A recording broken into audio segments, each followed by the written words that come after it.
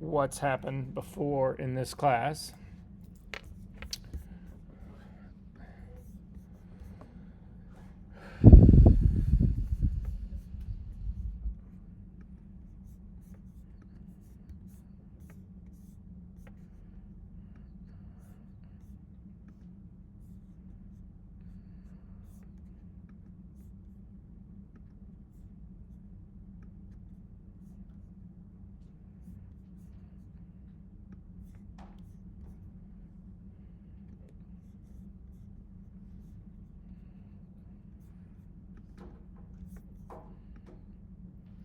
So I'm going to show you not an infinite range of work, but kind of across the board. Thanks.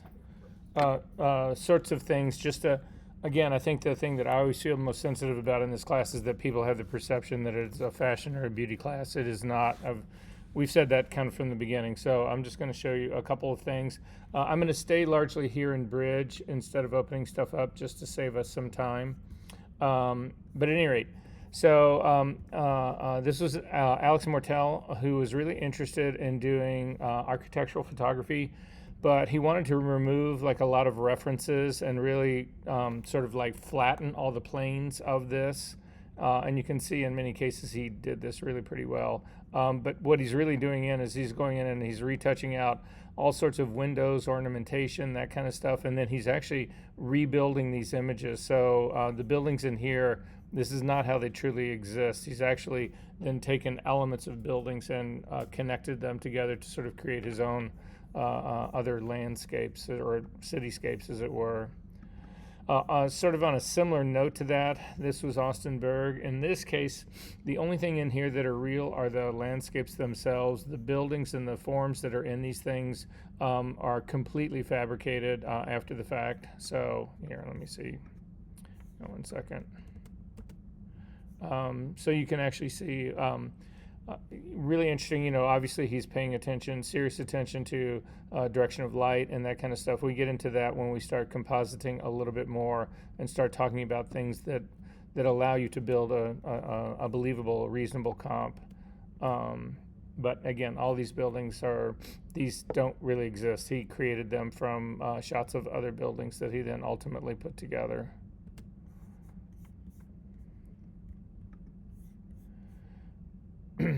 Ava was just in my class last year, and she ended up doing these really, really, really beautiful sort of like floral still lifes. I don't know if any of you guys managed to see the Manifest show last year, but she had 3 or 4 prints from this series that were in them, and they were just really, really, really, really stunning.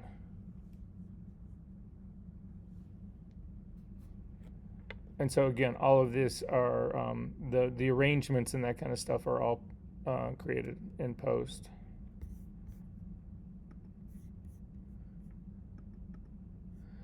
So Sean's stuff is sort of more conventional compositing, green screen. So I'm going to show you the elements first, and then I think if we go through it, then you'll ultimately end up seeing the comp. So this was his real landscape. This is what he shot in the studio to sort of recreate that sort of space and the lighting in that, and this ended up being his composite. And he did it for a number of these, so again, it's sort of the same process.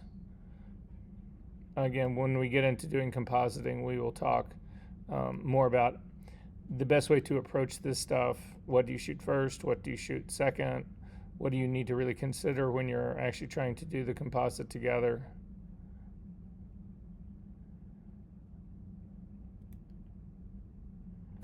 So anyway, that was Sean.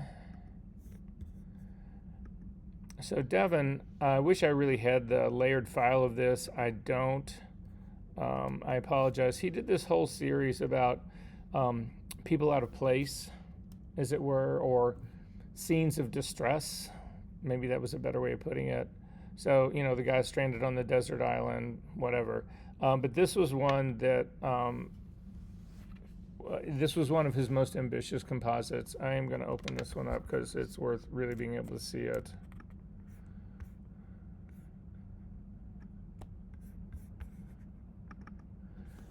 So this whole thing started out, he would actually sketch these things out. This was the image that he had in mind.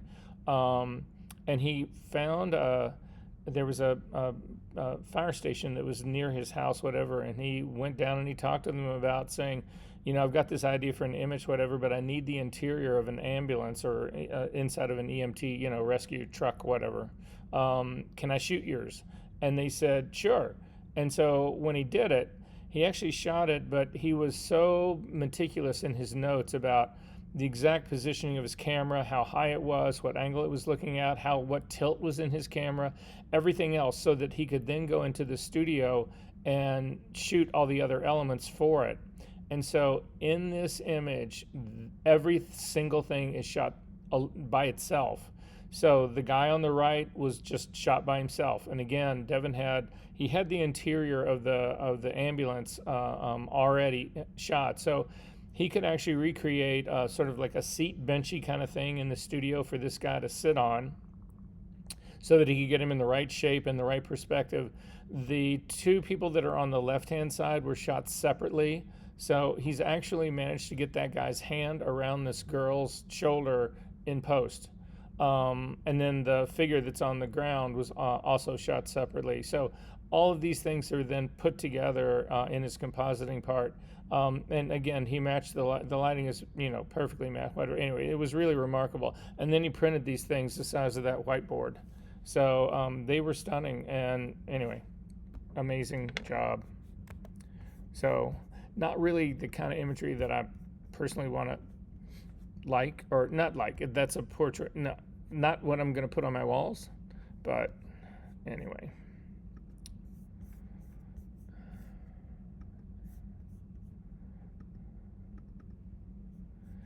Eric's stuff was a little bit more, I don't know, I can tend to think of this as a little bit more sort of album cover art, that kind of stuff. But they were well done. So they got kind of included in this. Some of this stuff was a little bit moodier. I think this got close. I'm not certain it was really all the way there. But it was interesting. I applauded the fact that he wanted to express himself that way and could feel like he could actually create that kind of work doing that. This is pretty obvious. This was a girl who was interested in shooting food, but she wanted to do sort of like more surrealistic food. So this was kind of the theme that she took on in this. Again, like many others, I think there were some of these that were a little bit more successful than others. But overall, I think she pulled this part off pretty well.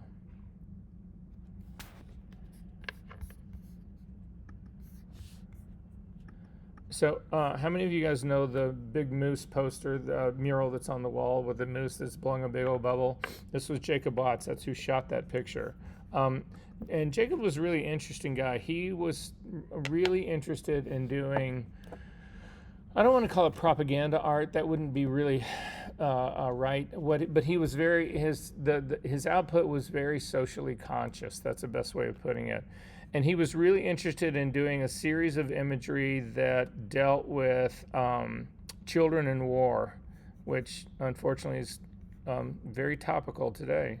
But at any rate, if you'll see in some of these, here, let me open up a couple of these so that you can really see.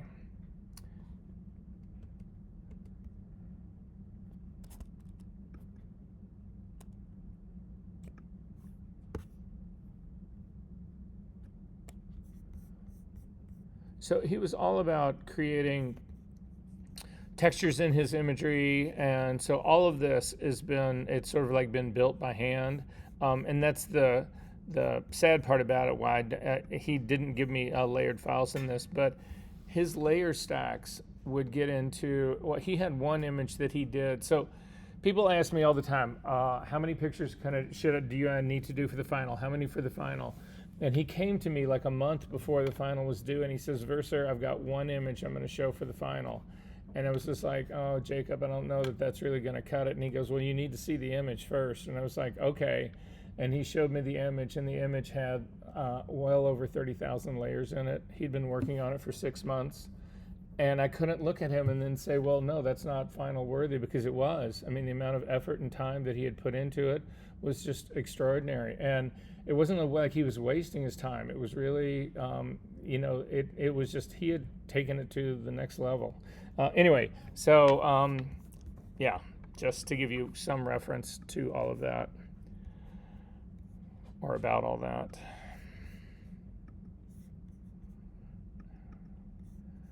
So Jeff's was stuff. This was all.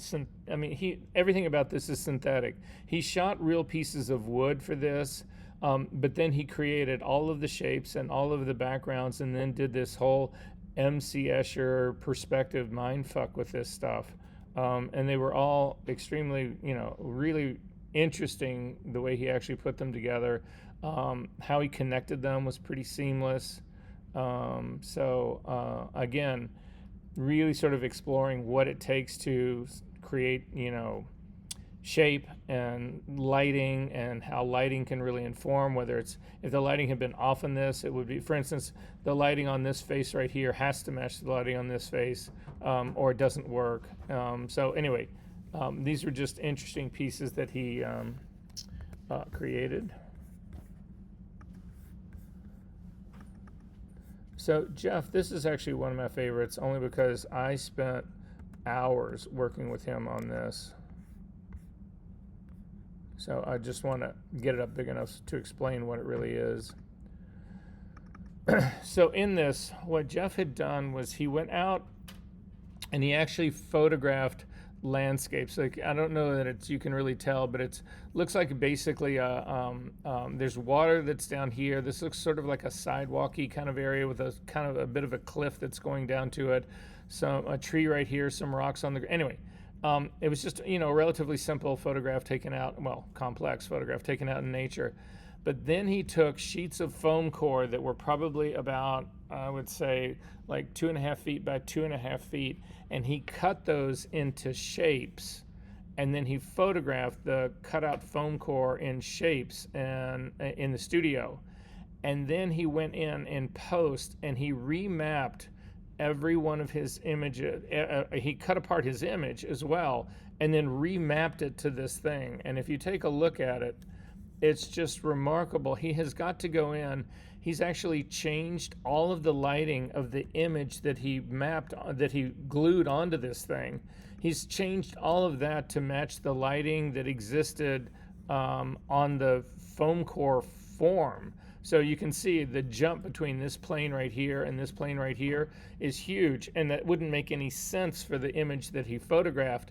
But once he laid the photograph onto this form, then it did take on the lighting of the form and not the lighting of the image that he had originally made. So they become these incredibly complex studies. And again, he printed these up beautifully, and they were fucking stunning. Everybody who saw these was just blown away. So at any rate, but you can see, not really, pretty far from fashion and beauty.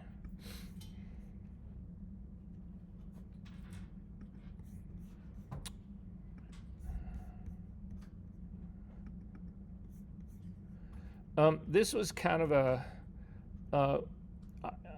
they were interesting. People do this a lot, so it was okay. I mean, I think some of these ended up being better than others. But what Joe did was he was trying to actually get in the same image two distinctly, the transition from day to night. That's what he was really looking for here. So you can see the image, half the part that's on the left-hand side is morning, light, kind of a cloudy day. And then by the time you get over to the other, it's nighttime with, street lights showing, that kind of stuff. Some of these were more subtle, and I thought the more subtle ones were more interesting, like this one. It's sort of like you look at it right away and you sort of throw them off just a little bit, and then it becomes pretty apparent exactly what it is. But anyway, yeah. I thought it was an interesting idea, and this was actually one of the ones that I thought was more successful, because it's more subtle, and I think that makes this stuff like this actually more successful.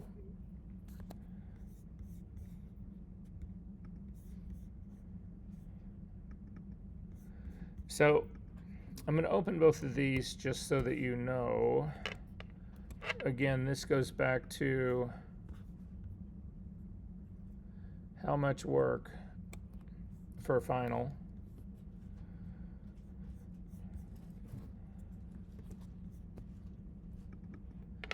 So in the, it's now the, it was the old Johnson publishing building. It's that really brutalist fascist piece of architecture that's like right up on 9th, it's right on Michigan Avenue, but right up 9th. It's got both the north and south walls have 0 windows in it. And then again, it's this brutalist piece of architecture, but it was a really famous building at its time. And Columbia College bought it. And I don't know what they thought they were going to do with it, but they bought it. This was years ago. And they allowed students to go in and shoot in it. And so it was Johnson Publishing, and the building was actually constructed in the 70s. And so everything in there is like this time capsule. You don't see, it's all the wallpapers from the 70s, the furniture was from the 70s, the carpeting, everything about it was just screamed 1970s. So at any rate, Jory was somebody who was really interested in doing interior architecture. So I'm going to show you what this thing looked like before, and then I'm going to show it to you what it looks like now. So this is the before. Hang on one second. And this is the after. And on its surface, it doesn't look like too much, but that's one of the rubs about doing successful retouching, is that if you do it really, really well, people don't think you've done anything. So it becomes extremely complicated to actually turn on lights that don't exist because again, it has to have the texture and match the current of the lights that already exist in here. But look what she's also doing. She's actually got to relight the entire room that's on this edge, and all of that is done in post. Even more impressive is, so this was somebody's office, but if you take a look in this corner right here, it was a piece of curved glass that is actually popped out of the frame, and she actually gets it back into the frame in post. So hang on. Sorry, hang on really quick.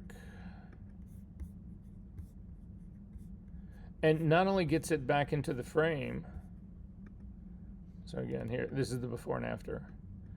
But she has to redo all the reflections in the glass to actually match what got changed. I mean, look at this. This is just, it was insanity. And then take a look at her layer stack in here. I'm going to just show this to you guys. And this is what I mean about the work and the effort that people put in. So it's starting down here in the Virgin group, and we will kind of go up through the whole stack part of it all. She's doing a lot of pixel work down here. Look at the amount of tonal retouching she has done in here. Then she does patch and fixes and clones here, doing effects. She's adding shadows here and all the way up to a sharpened image. So that's one of the ones that she did. And this one, in some ways, is even more impressive.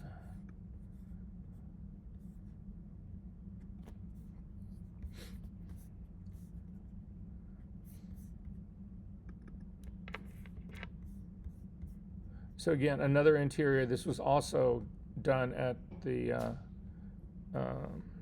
Johnson Publishing building. And this is where she started. And then this is where she landed.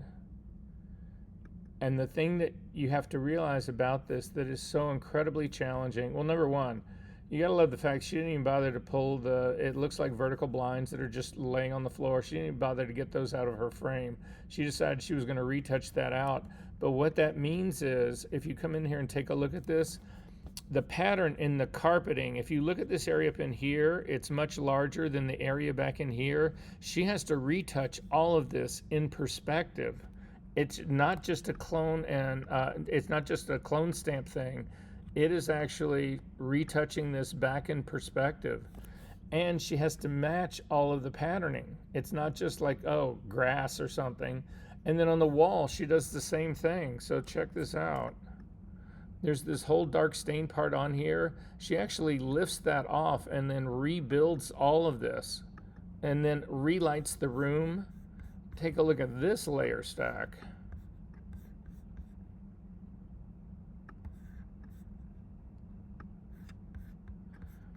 So in here, everything is in these major groups. Look at this. This is the carpeting group. And if you open it up, this is what she did to build the carpeting, but it's got groups nested inside the carpeting.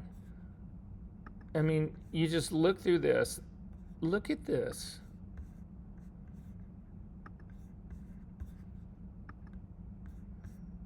So just for the carpeting, starts from here and it goes all the way up through here.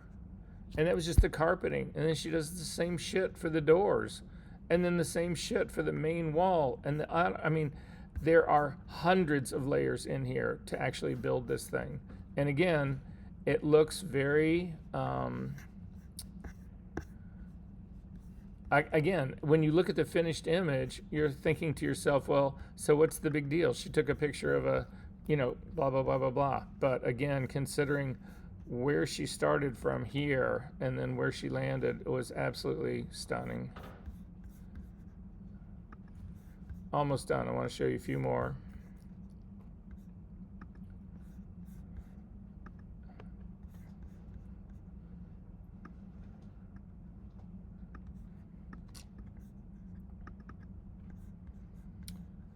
So Josh, the stuff that he did was more, again, because even though I say this is not a fashion and beauty class, there's a lot of photographers who take this class who are fashion and beauty photographers, and Josh was one of them. So I'm going to show you some before and after here just a little bit. So this is the more sort of conventional, what you would expect, beauty retouching. And so this is where he started, and this is where he landed.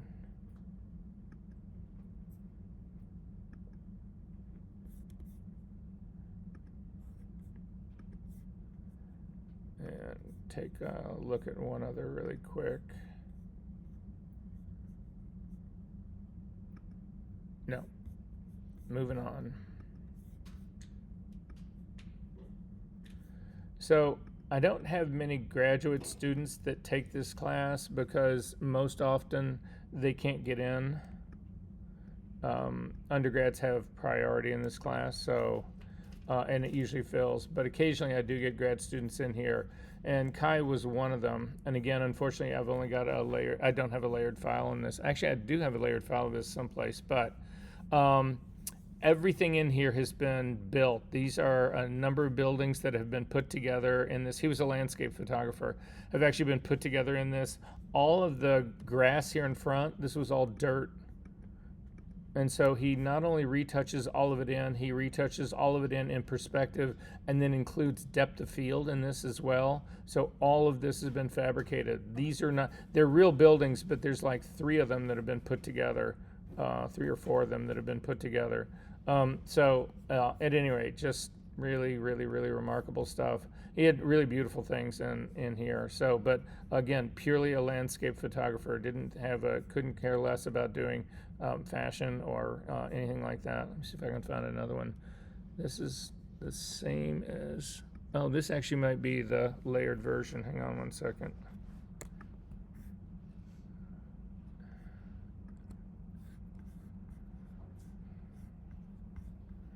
Oh, this is. So this is what he started with. So it's this building. It's then added on with that building. And then, I mean, you can see how the whole, this whole grass area. Anyway, then he does his tonal corrective work. He adds the grass. He has to balance all of that. So anyway, it just goes on and on and on and on and on. And then finally, this is what he ends up with. But it was really, really, really beautifully done. And then again, printed the size of 2 of those panels. Almost done. I got a couple others to show you, and then we'll actually start working today. By the way, if you came today, you picked the right day to be here. Today's an important one. Oh, yeah. So again, for people who are doing more like still life work,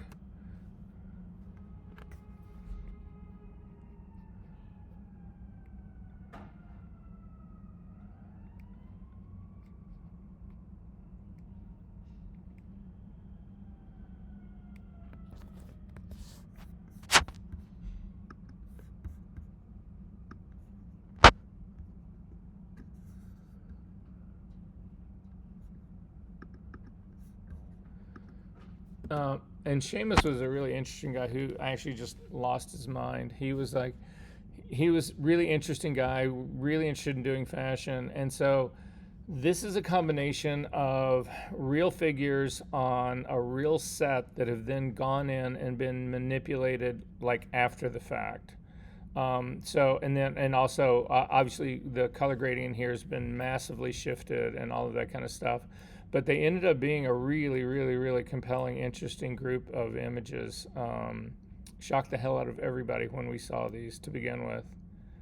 It's just, you didn't see this coming out of him necessarily. Well, part of you did, but anyway. But as you can see, I thought these were really, really incredibly fascinating, in large measure because for me, the fashion that he was shooting really fit this sort of distorted, hyper-colored, surreal sort of like landscape. So.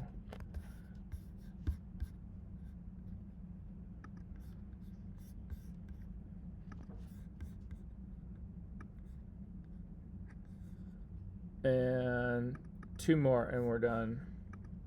So Terry was really interested in doing cars. He wanted to become an automotive photographer, and we talked about doing all of this. And he ended up shooting. These are all model cars that he shot, and then he put them into real backgrounds. And the models were so detailed you couldn't tell, because it was a completely. He removed any sort of sense of scale that you would be able to know whether this was a real car or not. But he ended up matching the lighting beautifully. The shadows that he created for it were beautiful. So, I mean, he recreated the lighting on the car to actually match these scenes. And again, I thought some of these were more successful than others, but I'll show you one other really quick.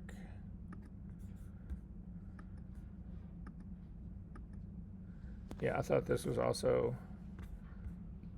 I think the scale on this might be slightly off, but again, these sort of like these brown sepia tone, grayscale black and white backgrounds against these really, really vibrant cars, I thought really made for a really interesting approach to doing this kind of stuff. And it became affordable. He didn't actually have to go out and buy a $500,000 car. And one last one to show you.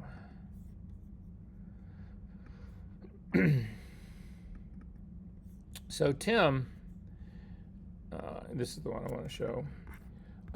Tim is an interesting guy. So he was in both of my fashion class and my retouching class and my assisting in digital tech class, I think. And Tim decided he wanted to start a new business model when he left here for Columbia College. He knew that in all likelihood to work as an assistant or digital tech first would be a really smart move, and it was. But he created a company that not only did the teching and the assisting part of it all, but also came in as a retoucher during the shooting.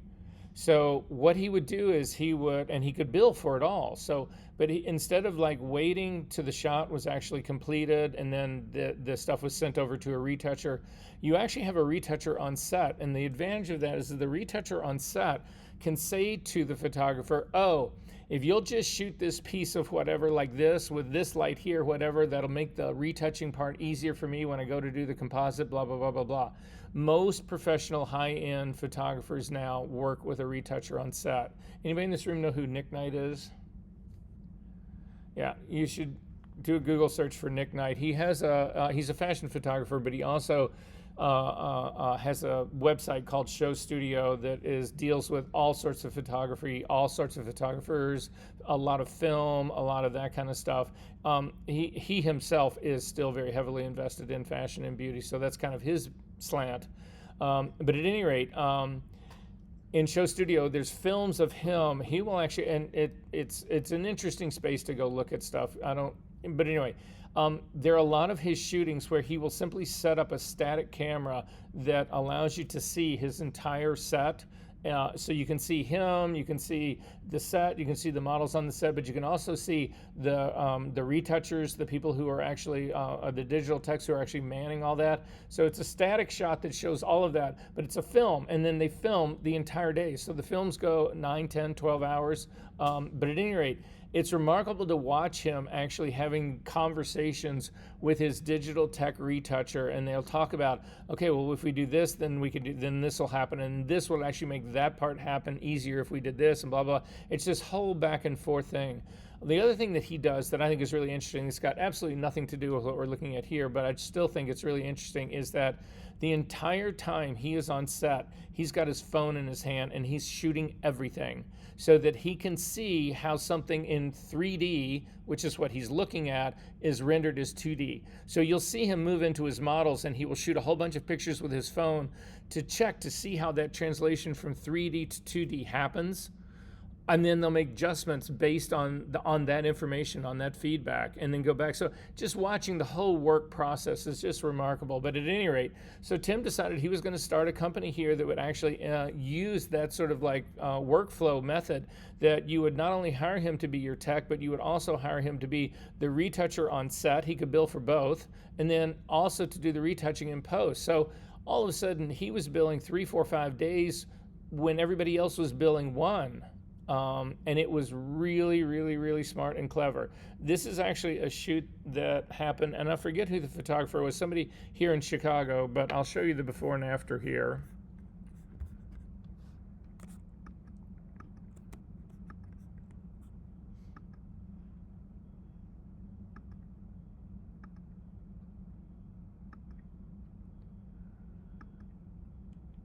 And so you can see that in terms of whatever it is you're wanting to do, wishing to do, hoping to do, the end that you're hoping to reach, that kind of stuff, what a lot of people, myself included, now do is they shoot parts.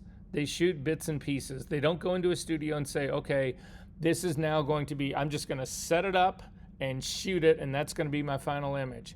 Instead, they do bits and pieces that they know they are going to ultimately use to collage into a finished photograph at the end of the day. And I think that possibly some of you are working in a way that you could benefit from working like that, or at least thinking about things that way. And so it's all planned out ahead of time. It's not a reactive thing. It's not where you went into the studio and said, oh, we couldn't get flames on the bottle to look right, so now we need to go back in the studio and shoot flames again. No, they knew that was going to happen before they even did this, so they were ready to shoot flames during the set, and they were actually laying them into the image. Does this work? Is it the right size? Does it look blah, blah, blah, blah, all that kind of stuff. So anyway, it's just an interesting way to think about making photographs. So does that give you guys a better idea of what people have done in this class? So it really goes back, the thing that I will reiterate again to you all is that I'm hoping that you, whatever kind of work you do, that your final project in this class uses some of the skills that you've developed in this class. It doesn't need to be all of them, but it has to have some of them, or the final itself doesn't connect to anything that happened in the class. I need there to be some connection there, but I'm hoping that it is work that you can use in your portfolio when you leave here to get a job. That's what I'm hoping for most of all. So whatever you shoot, portraiture, food, fashion, beauty, whatever it is, landscapes, I don't care what it is, but if you could do that, that'd be great. Now, if you can't, if you say, well, you know, I am a hardcore photojournalist and I refuse to do any manipulation on my images at all, well, then you're going to have to pick some other subject and do something else as a final for this class to show me, because you can't just show up with a bunch of your photojournalism pictures and say, well, I didn't do anything because that's against my moral code. So are there questions about any of this? Okay. So what I would like to do is, last week we actually did one of the knockouts of that girl. There was the channel knockout that everyone was struggling with. And I said, well, this is coming up for your homework. I don't really believe that channel knockout is the best starting point for your homework. So I want to go through this process one more time, because it will be the last time that we go into dealing with selections and all of that kind of stuff. So this is going to be the image that you knocked out last week. If you've already started your homework for this week coming up, you're a little premature, because we're also going to look at the method that I think you should be using for the retouching on this image. But I do want to do one last time where we go through selections, choke and spread, spill removal, all of that kind of stuff. And hopefully at the end of that, you will have the starting file that you need to then do the retouching assignment that will be this week. So it really behooves you to do this. Again, if you've already got a perfectly knocked out clean version of this, you don't need to worry about it. But I do think that the skill sets, all of the things that you can actually bring to this are important. And so I'm just going to start it from the beginning. All right, so to do that, if you can go to session 7, inside your folder in session 7, inside the assignment folder, there is another copy of that girl on green. There's also a JPEG on there that's got the retouching notes. You don't need to worry about the retouching notes right now. That's what you'll work on in this coming week. But what I want to do is knock this girl out first. So if you can just open this up into Photoshop.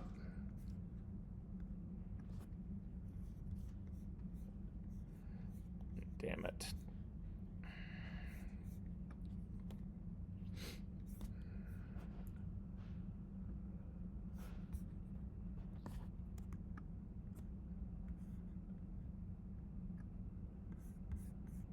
Okie dokie. All right, so the first thing I'm going to do is make a copy of this guy, Command J, just like always. And I might as well actually put the white background in between the two of them right now. So I'm going to click on the background image down here, and then I'm going to add an adjustment layer. So the icon at the very bottom of your layers palette, that's a circle that's half black and half white. If you click on that, we're just going to add a solid color onto this. And then when the solid color window opens up, you can actually type in white, which would be 255 red, tab key to green, 255 green, tab key 255 to blue, and say OK. So you don't see anything change because we haven't masked anything out on this. Now, we went through the very first time that we actually did selective color. We built this as an action. Again, I want to do that one more time with you guys so that you understand a little bit more about actions.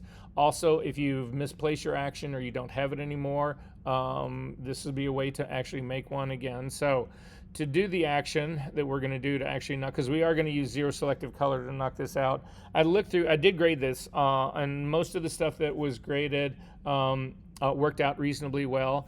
Some of you guys ended up with better, I think, better selections. It was dependent a lot on how you ran levels in the whole exercise. But I think collectively the zero selective color was the most successful approach to all of this. So that's what we're going to do here. So again, it's what I use in all of my green screen work. So yeah, anyway. So to create the action, click on the Actions tab right next to History. Next to that, to the right side, on the edge of the palette is a drop-down menu. Click on that, and we're going to do a new action. And in the new action, we're going to call this Zero Selective Color. If you've already got one of them, you just call this Zero Selective Color 2. How do we get the action tab? How do you get what? The actions tab? Oh, you don't have it? Oh, okay. Then just come up to the window menu, down to Actions, and it'll show up. And it usually shows up right next to History. Yeah, so if you didn't have actions showing, or if you don't have any tab showing that you want to have, you click on the window and you'll get a drop down that has every single possible one of these palettes that hold tools to work with. I'm going to leave mine in my default folder. Again, your default actions. This is probably the only one that you have. So if you want to create holding places for groups of actions, before you started recording this, you would just click on the little icon that looks like a file folder underneath this. It'll create a blank that you can name, and you can call it, retouching actions or painting actions or cropping actions or whatever. But at any rate, this is the only thing that we need to do here. So we've named it. We know where it's going to go. I'm going to click record now, and then come down. I'm going to select my top layer. That will actually get built into the action, which we'll see if that actually screws this action up or not. We'll find out. And then I am going to click down on the adjustment layer. I'm going to click on the bottom, and the first adjustment layer I'm going to put on here is a hue saturation layer. And then I'm going to add another adjustment layer on top of the hue saturation layer. So I'm going to click on that, and then, sorry, not on, I'm adding layer masks to mine, all of which has been put into my action. So at this stage of the game, my action is so screwed up, I'm going to stop it. You do not need to stop yours. I'm going to throw mine away. Where are you? Yeah, this is the one I was using right here. And you can see select layer called number 1. If I didn't have a layer number 1, this action would crash. So it's just better to start this over with. And throw away that. All right, so let's try this again. New action, name it.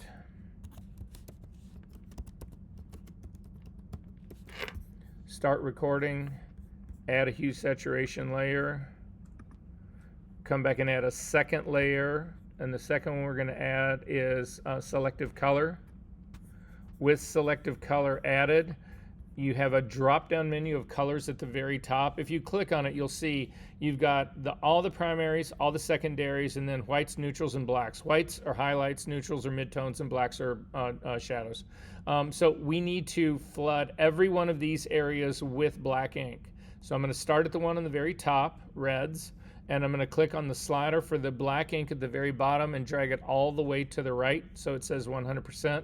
So what we just did was we filled anything in this image that was in the reds, we just filled that with black ink. And we're going to do that for every single one of those colors and tones.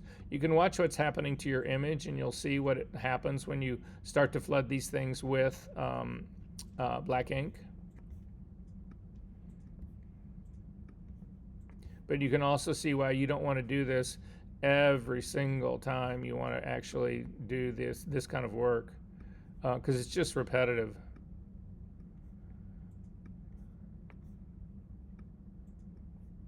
And finally blacks. Once that's happened, you're going to come back over to your actions palette, and you'll notice down at the bottom there's a little red dot that indicates that you are currently recording. If you click on the little square to the left of it, it will stop your action. And then your action will actually sit right here. Where is mine? I've got so many of these. I mean, you can see I've got them like everywhere.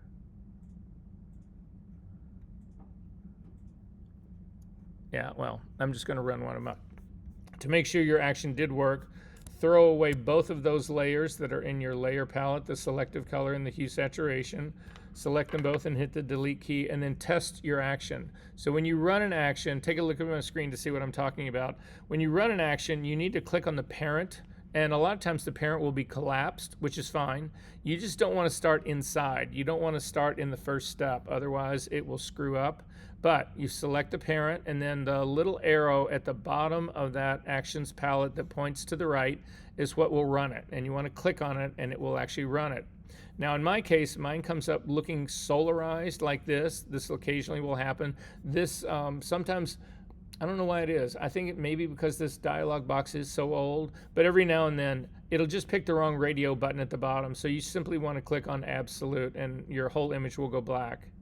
So then we are going to try to do the knockout on this. So I'm going to click on my drop down menu, and I'm going to go to the greens, and I'm going to take the greens and I'm going to push those all the way back and fill the greens with black ink. Now at this stage of the game, and this is a tricky one, but again, we've gone through this enough that I think I can show you guys. So there's another tricky element in this that I want to look at really quickly. We're going to go back down now to the, I'm temporarily going to turn this off. I'm going to go back down to my hue saturation layer, and I'm going to click on the targeting adjustment tool. So if it's the tool that's sitting right up here, if you click on that and then come over and actually click on your image, it will actually show you the range of your image right in here that it's actually selecting, what it really thinks it is. And you can see up here on the top that it thinks it's actually primarily green, but it also has partially selected the cyan in here. So that's just informing me. I'm going to go back now to my selective color. I haven't done anything in the hue saturation yet, But I want to see in my selective color what happens if I manipulate the cyan in here as well. So I'm going to click on this drop down menu and go down to the cyans, and I'm going to pull that slider back as well. And I don't see any change in my green at all, so that was a mistake on my part. I thought it would could impact it, but it doesn't. So I'm fine with that. It's just something for us to look at. Occasionally, if you don't have your pure greens, then again, using colors that are either side of that green can actually help get a little bit more, a little bit whiter mask. So I am going to go to my hue saturation layer that's right underneath this, because I know that if I do saturate this green background, it'll be more effective. So again, the more pure your green is, the more impact that selective color has on it. So I am going to still use the targeting adjustment tool. When you bring that tool over to your image, it comes up, it looks like a eyedropper. I'm going to click and then drag to the right. And I've clicked all the way to the right. You can see the saturation has gone to 100%. I'm going to go in and look around, and what I want to really look at is all of the imagery that's at the top the top right-hand corner here. This is the area that I'm worried about.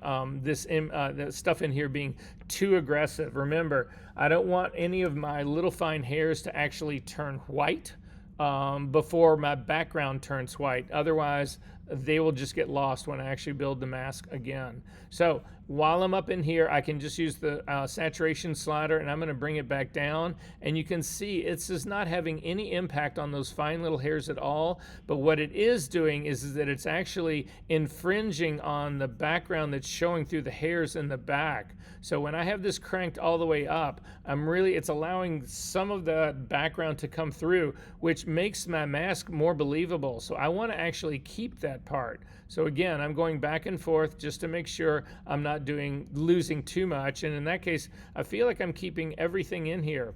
So now I'm pretty maxed out on this. I've still got contamination in my mask. If you come down and you take a look at the lower right area of your image, you can see that there is a whole lot of background that's actually still in here that I'm ultimately going to have to clean out. But this is a good place to start with. So then I'm going to come over to my channels palette. I'm going to click on the right between the channels palette and the actions palette to push it up so that I have more channels to see and less actions or history to see. It doesn't matter which now of the red, green, and blue channels you select. They are all exactly the same because this is a black and white image now. These two layers adjustment layers have rendered this black and white. So it doesn't matter which one. I'm just going to grab the blue layer and drag it down to the box at the bottom with a little plus to make a copy of it. And I'm going to double click on this and call it Knockout.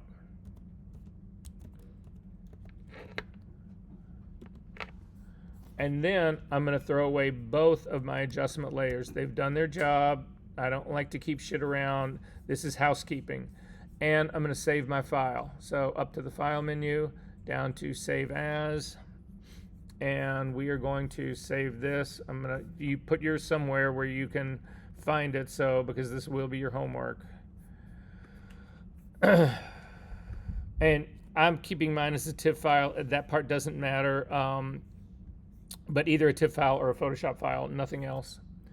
Okay, so this is the beginning of where I'm at now. So I should clean up this mask a little bit. So if you click on the mask and then double click on the hand, you can sort of see what we're working with. I typically run my cursor over the inside here to see if it'll pick up anything. I'm just looking at my photo readout, and it's reading all zeros. Again, stay away from the edges. It will get positive on the edges. There's a couple of little things that are up in here that are sort of positive in here. And I think if you zoom in, you actually might be able to see the catchlight of her eyes. Yeah, you can see the catchlight of her eyes right there. And then, like I say, there's an area of hair that's up in here. So if you take a look at the upper left-hand part of your frame, there's a big hunk of area in here that's actually not gone to black. I need to make that area go to black. I don't want to try to paint all this. I would much rather clean that out. So I'm going to go to my eyedropper tool, click on it, and come down to the color sampler tool. Make sure that your sample size is 3 by 3, and I'm going to try to drop a sample on, again, stay away from the edge, But on like this spot right here where I've actually got some tone in here, I'm going to click on that. You can see it was giving me an RGB readout of 8. It's now giving me a 97 in K. That's okay. We're going to fix those guys in a second. But then I'm going to go down to that other lower right-hand corner where I'm seeing all of this contamination down in here, all of the stuff down in here. I want to pick a spot down in here again. You want to go for the darkest spot that you can find in here, because if you hit the darkest spot and you can get it to go white, everyone else will already be at white. So you can sort of like look over your screen, and it's crazy. I'm getting like 200s in here. So yeah, a 208, a 202, a 200 right there. So I'm going to click and put a spot right down there as well. And then I'm going to go over to my info palette and click on both of the little eyedroppers that are numbered, the number 1 I'm going to click on that and say I want to see this in RGB color. And then I'm going to do the same thing for the other side for the spot number 2, RGB color. And then Command L to bring up the levels dialog box. So again, we are doing this levels on this channel right here. That's why we don't use adjustment layers for this. Again, this is not being this work is not being done in the layers palette. It's being done in the channels palette. It is destructive, but that's okay. I haven't made anything here that I can't make again. So if I go too far or screw something up, I just throw it away and start the whole process over again. But I'm actually going to then do my adjustments. So I'm going to grab the black point slider that's underneath the histogram on the left-hand side, and I'm watching my point number 1 right here. I need these 8s right here to go down to 0. So I'm going to click and start to drag towards the middle till I get down close to 0. So I'm at 3 right now. I'm going to stop and go to my arrow keys, and you want to tap your arrow keys in till you do just 1 tap, get you to 0.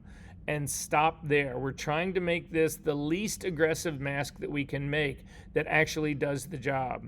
Then I'm going to come over to my highlight slider, and I'm going to click on that, and I'm going to start to pull it back and get close to 255. I'm going to stop at 254, go to my arrow keys again, and tap 1 more in to get to 255.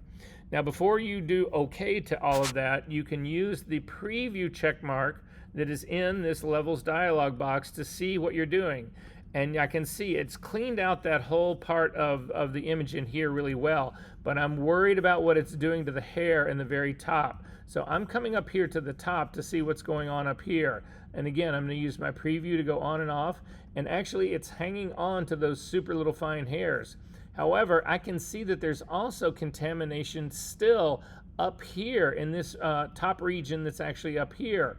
So I'm not done yet. I'm going to go down and grab my anchor point down here, so that if you come down and hover over the anchor, over the color sampler point, if you hold down your shift key, it will allow you to select this point, and then you can move it. And I'm going to click and drag mine to go all the way up to the upper corner that's more in the upper right-hand side, because I want to use levels to clean that out.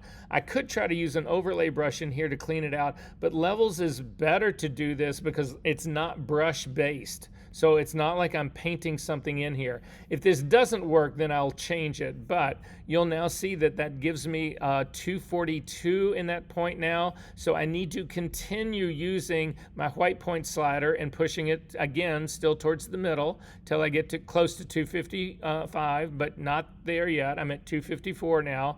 I'm going to go back to my arrow keys and tap this in until I just get there.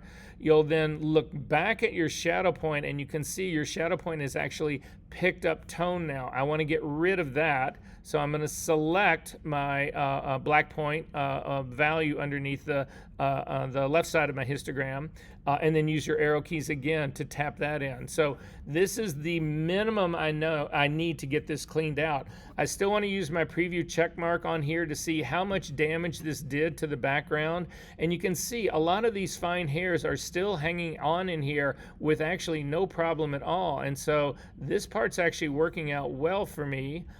Before I say okay to that, I'm going to hold down my space bar to get the hand, and I'm going to go check out the other area that's over in here. And again, I'm just running my cursor over these areas because I can't really see. It looks like it's all gone black, but I can't really tell in there. So if I'm just do this, if you got a positive value up in your RGB readout, then you would know that there's something in there that needs to be cleaned out. But this looks like a good one for me. So I'm going to zip back out again. Keyboard shortcut, spacebar, command, option to zip back out. I just want to make sure I don't feel like this is too aggressive all over. So I'm just going to turn this on and off. And I'm feeling like that's actually done a pretty spanky bang up job. So I'm going to go ahead and say okay to this. So I know that there's problem areas that I've actually got here in my mask already, stuff that I can clean up before I even go anywhere. However, I struggle because, again, a lot of the stuff that I want to clean up is really close to the edges of this stuff. So I'm going to go to the pasteboard right now, hit the F key so that I can then use my hand to actually, I want to do some work down in this lower area down in here just to clean up some of the stuff that's happening right down here. So I am going to go to my tablet at this point. You don't have to do this with a tablet, but this is the kind of work, this is how I do it, for what that's worth. So I don't think I'm going to use this tablet to actually do this edge along her face right here. The reason that this edge is all broken up down along here is because it's a focus issue, so a camera focus issue. So I'm not going to try to use my overlay brush to actually clean that up, but I am going to use my overlay brush to clean up all of this other garbage that's down here. So I'm going to hit the B key to get a brush. In this case, I'm going to make a fairly hard brush, so I'm going to crank it up to like around an 85, 90, somewhere in there, something like that. Because again, I want to control this edge. I'm going to make the collar darker first, and you'll see why that works. So again, I'm going to change my brush from normal down to overlay, 100% opacity, 100% flow, make my brush smaller using the bracket keys, hit the D key to default your foreground and background colors to black and white. Hit, in my case, the X key to make black my foreground color. And then again, I'm going to zoom in to just the collar. And what I'm going to do is I'm just going to paint this collar line using this overlay brush right now. And if I hit it once, it actually darkened it in pretty well, but it's not completely there yet. So you need to hit it again. And again, I'm using my brush. I'm trying to not let Photoshop have to work any harder. So when you've got edges where you're trying to actually do black and white next to each other, you're better off doing the black edge first and then followed by the white edge. So now I can hit the X key to actually get the white part of my brush and then simply run that down across all of this, and it will get rid of all of that other garbage stuff that's sitting out there. Again, I don't need to do that on this edge right here because I've got to go in probably with the pen tool and fix this entire edge. So there's no point in doing this work right now.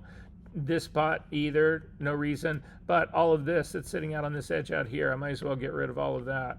I'm going to leave these big hunks of hair in here for the time being right now. We'll see whatever happens. All right, I'm going to zip back out. I'm going to go over to the other side right now and zip in. And I can see I've got a problem. This is just garbage hair that's in the back here. So I'm going to get rid of this right now. I'm just going to paint along this line and come down and just eliminate that part. I'm going to leave this stuff that's up in here alone for the time being. Actually, I take that back. There's one curl that's going right in here like this. I'm going to try to keep that curl and get rid of everything else. So I think that now is the edge that I just painted in here. It's too sharp for how soft this hair is. So I'm going to hit Command Z to undo that and just soften up your brush. So I'm going to take my brush down to a medium hardness now and try that again. And just run it down here like this. Yeah, and it's a much more believable edge. The edge up here on that hair looks the same as it does down here. It was a softer edge to begin with. I'm going to double click on the hand to kick back out, and then I want to zoom in and make sure that we got the catch lights of the eyes. We did not, so you can see them both right here. So the X key to go back to a black is our foreground color, and change your brush from overlay to normal, and then just get rid of the catch lights in both her eyes. And at this stage of the game, I'm ready enough to actually use this thing. However, I know I want this to actually show the figure and hide the background, so this mask is completely backwards. And this is a good trick to know anyway. A lot of times if you invert your mask, regardless, whether it's right now or it's wrong now, it doesn't matter, because you can keep inverting back and forth endlessly, non-destructively. So anyway, I'm just going to invert this right now to see if I can see any other problems. So I'm going to back out again and take a look up here at the top, and there's nothing up there. I missed something right down here. You can see it's right down here on my mask. Again, this part of my mask is black, So the B key, black is my foreground color, and I'm just going to fix that. And then just see if there's anything else on here that I'm nervous about. I'm feeling pretty good about this part, so let's see how we did. Hover over the thumbnail of this, hold down your command key and click to load it as a selection. Come back over to your layer right now, your layer number 1, and click Add Layer Mask. Hit Command D just in case, and double click on the hand to zip back out. And this looks like a beautiful beginning for me. I love the amount of hair that I've kept up in here, that sort of fine hair part. That looks great. I don't feel like I need to fix anything back in here other than the spill. The other side looks the same to me. That's all working. So we need to fix this edge right here, but I think right now would be a great time for a quick break. So I've got 213 now. Let's make it a hard 10, be back at 223, and then we'll continue working on this guy.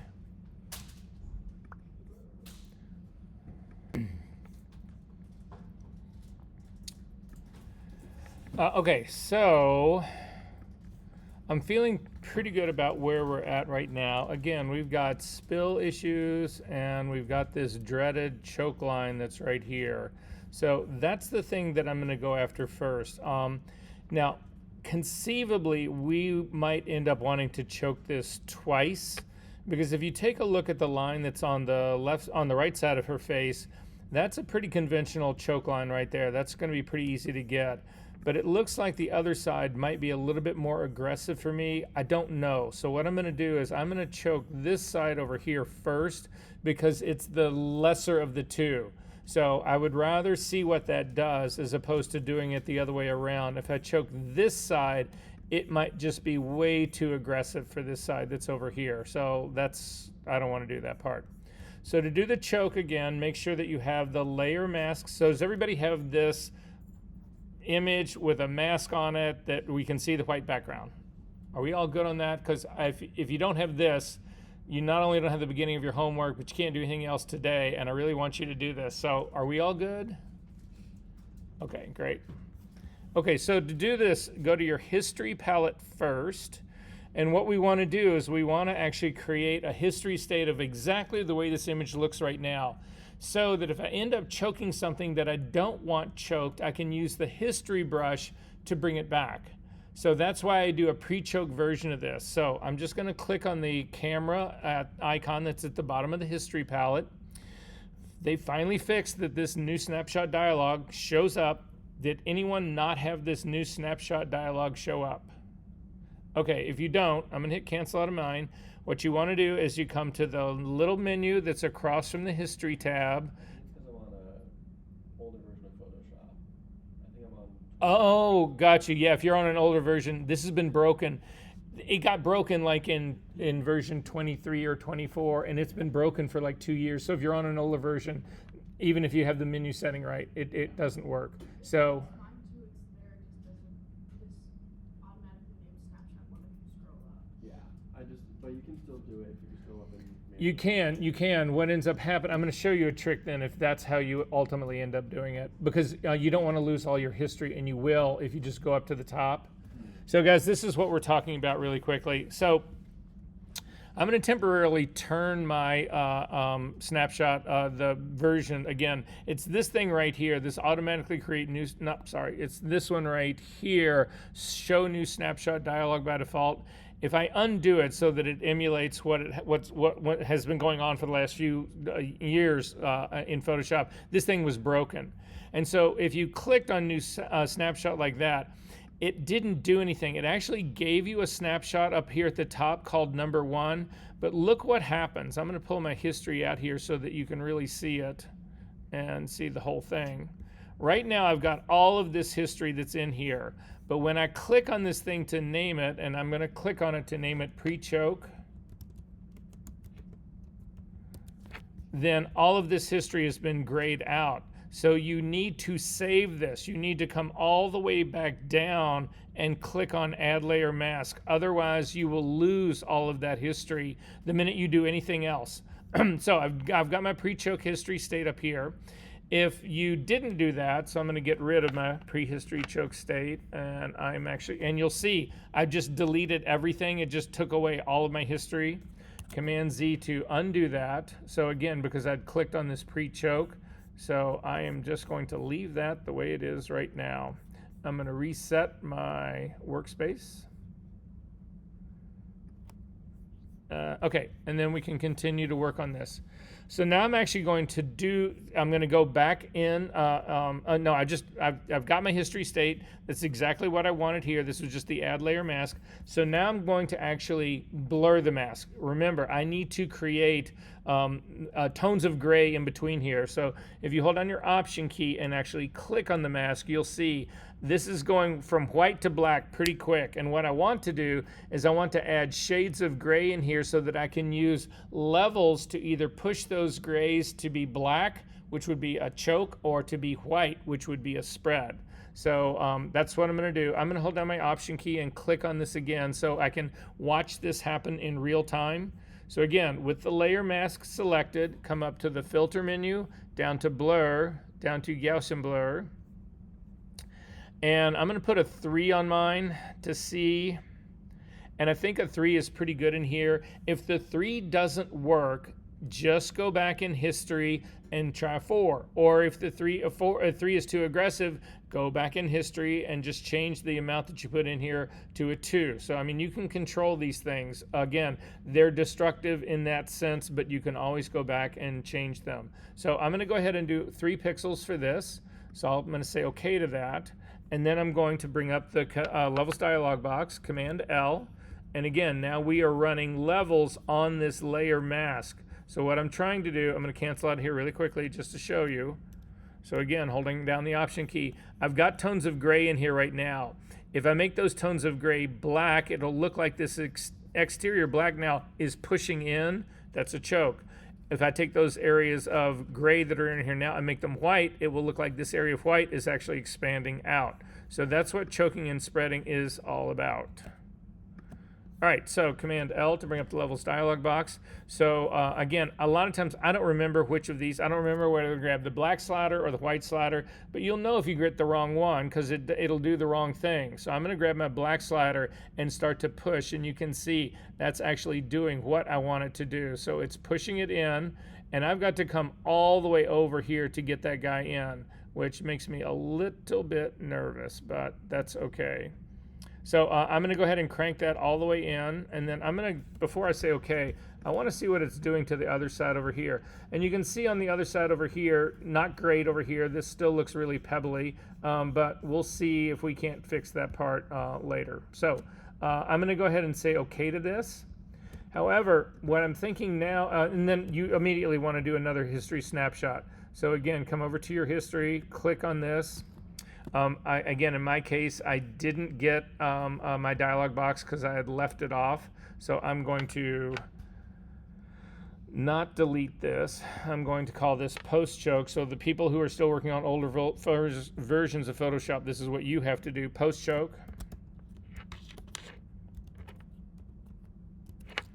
And then run all the way down and make sure that you click on your very last one, because now we need to go back before we actually did the choke. So I'm going to come all the way back to the last of the brush tools. So I've applied my layer mask. I take that back. I'm going to come back to where I applied the layer mask. So I'm going to go back to undo those parts, because now I've got 2 history states that will allow me to go in and paint what I want to do on here. So this image now has not been choked. There's no part of it that has been choked. You can look on this other side here as well. So I'm going to grab my, again, do not click on the post choke state.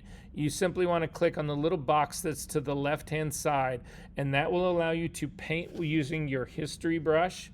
So I'm going to click on that, and that says, what is your history brush going to paint? Well, it's going to paint what this image looked like when that choke had actually happened. So to get to your history brush, it is the tool right underneath the clone stamp tool. Click on it. I'm going to make sure it's got about a 50% hardness. Again, the history is going to control a lot of what's happening here. Normal blending mode, 100% opacity, 100% flow. And then I am going to start on her left-hand side over here. And I'm just going to click to try to clean this off of her ear. But you'll see the jump right there for her ear just made that too strong.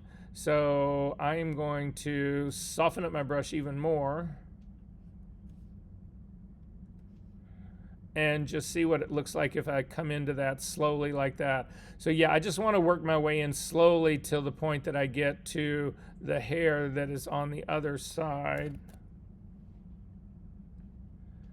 And then the rest of this, you can just pretty much hit it. You can paint right over it because, again, it's being controlled by the history state. So I'm just going to come down and get rid of all of this. All of that's gone. Stop down there. All of that's gone. We still need to do some work on this, but we'll get to that in a second. And then I'm going to do the same trick on the other side. I'm going to start up here at the top, and I'm just going to feather my way out and then work and get the whole rest of this part and just paint the whole edge down.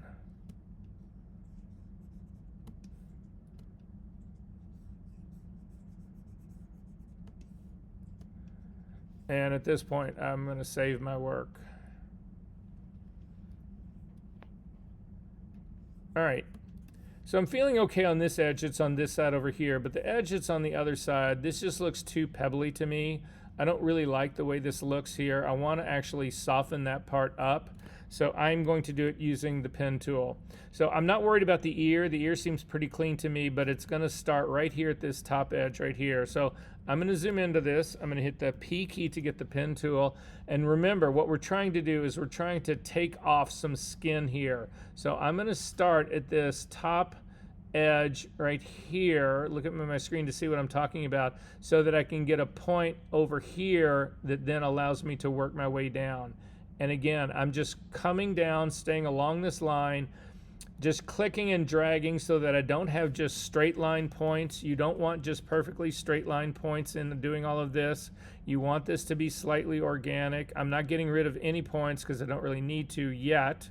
That may change in a second. And then I'm going to do a point here to get the curve that goes down to her neck. And then again, just continue to work my way down here. Staying on the inside of her neck the whole time. And then I've got to get out right here. So I'm just going to come out, and then I'm just going to work my way back up to the very beginning.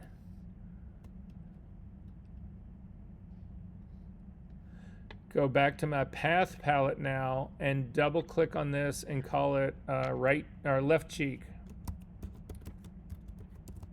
I'm going to give you guys a few minutes to actually do this because I know it takes, I've got practice, so I'm probably faster at this than most of you. Did you do the collar of the shirt or just? Nope, I didn't need that because I already got that using the overlay brush. I'm happy with it, this edge. I need to actually make this other edge softer, so you'll see.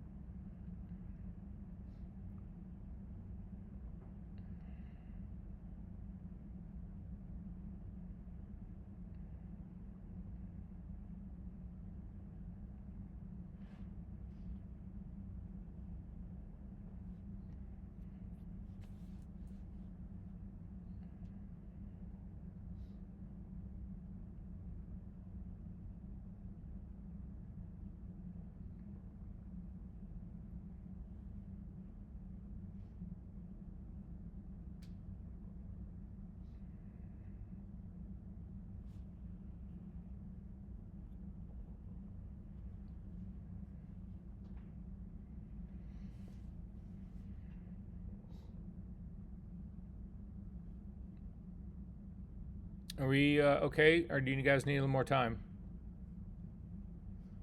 Okay, so I have named this path left cheek. I'm going to hover over the thumbnail and command click to load it as a selection. But now before I actually apply this or do anything with it, I need to soften this selection up. So again, this line right here shouldn't be as sharp as it's going to be right now based on the pen tool, because that would indicate that it's in focus, and it's not. So again, I'm going to come up to the select menu, down to modify, down to feather, and I'm going to try a 2 pixel feather on this. If it ends up being too aggressive, too strong, too soft, then I'll just come back in history and do this exactly again and lower my pixel value. But I'm going to go ahead and say okay to that. And then again, working on the layer mask. So go back to your layers palette, make sure your brackets are around the layer mask. This is now a very soft edge that I've got going on here.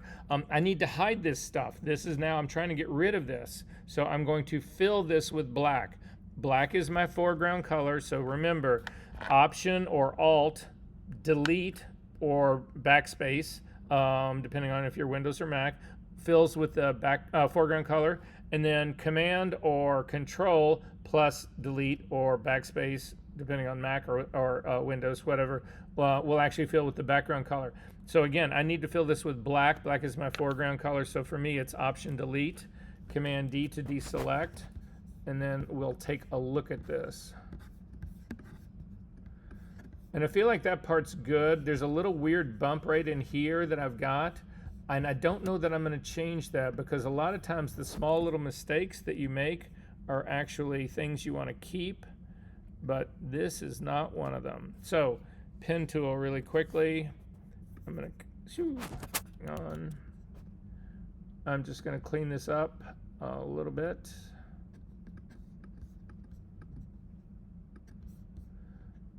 And I would still, even though that goes quick, I would still save it.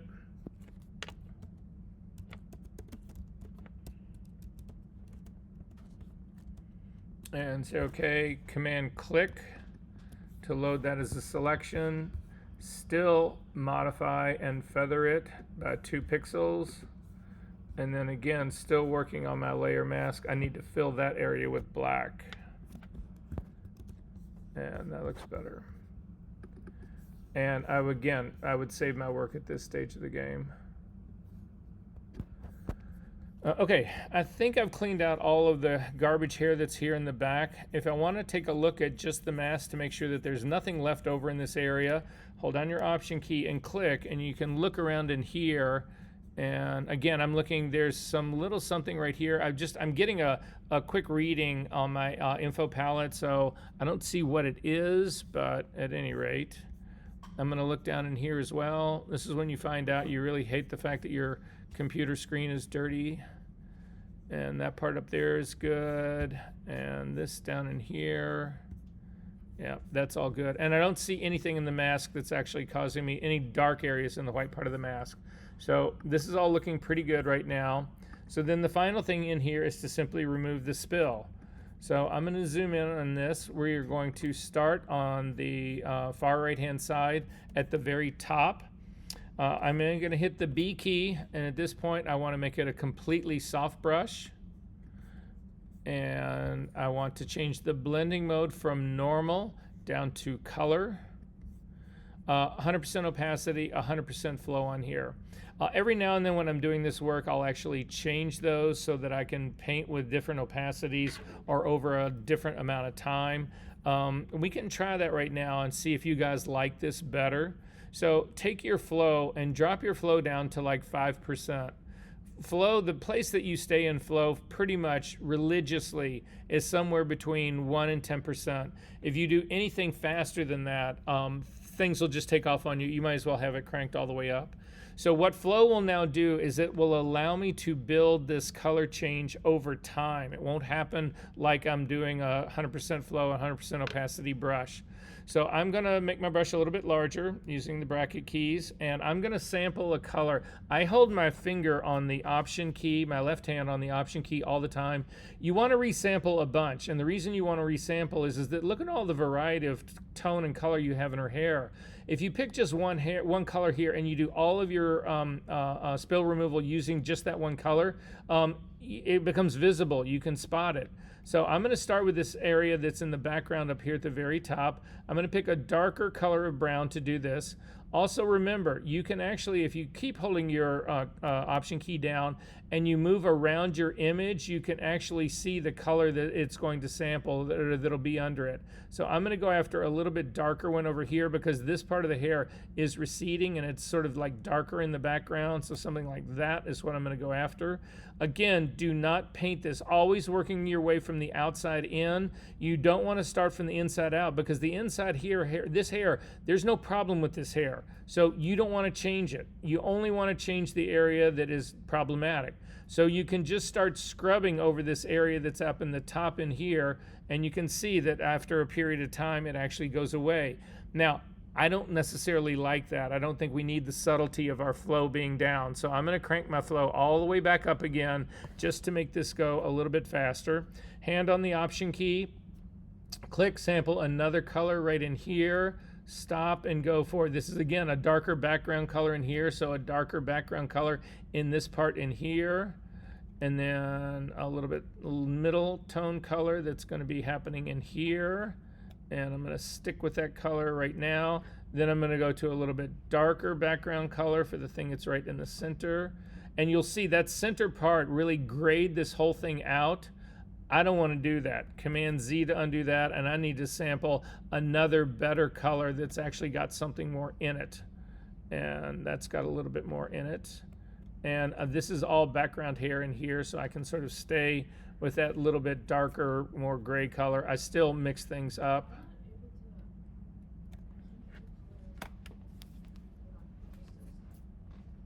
You're saying what?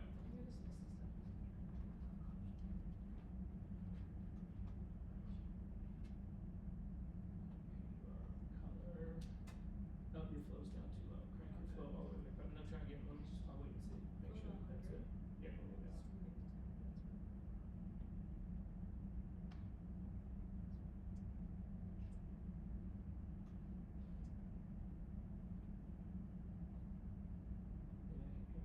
You can paint over the color as well. Don't need to worry about that. But let's pick something down here that's truly brown and then try to paint over that same area. Come down onto the skin, paint something. It's defaulting to black. This is not sampling it. So what are you holding down to sample? The Option key? Yeah, but it's actually it's changing your background color, not your foreground color, the whole time.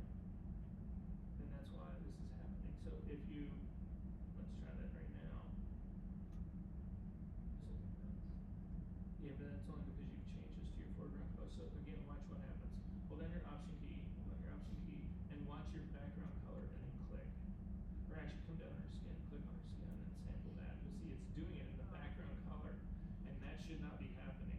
So again, you can flip this now just by hitting the X key, but you and I need to find out why that's happening, because that's like a preference, like fuck up, okay? That should not be happening.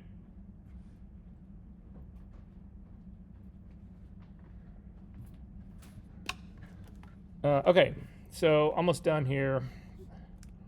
Again, sample a little bit darker, yeah, brown, and just kind of finish working in here. When you get right next to the ear, you've got to go to a completely hard brush. Otherwise, you will overspray that hair color out onto her flesh color, and you do not want to do that.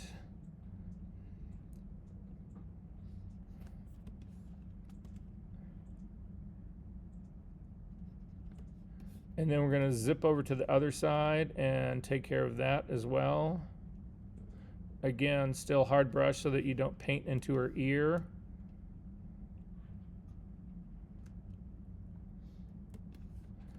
And then I'm going to start resampling color over on this other side. Again, I'm going to try and stay in those browns, the darker browns, and if it looks like you can spot your color and it seems like, oh yeah, I can spot that a million miles away, you don't need to change it. Like this one right here, I think that that's too gray right there. I want something that's got a little bit more color in it. So I'm going to sample something that's got a little bit more color in it and just paint over that same area again. Because again, all you're doing is recoloring. So if it's the wrong color to begin with, it doesn't matter. You just pick the right color and then continue to paint over it.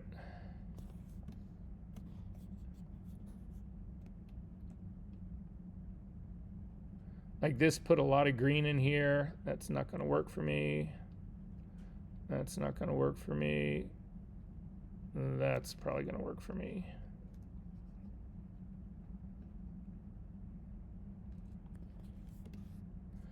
Oh, soften up that brush again. That's part of my problem. I'm going to hit these areas again because I've got too hard of an edge. So there's a red right in here that shouldn't be there. Or just need to soften that up. And this as well.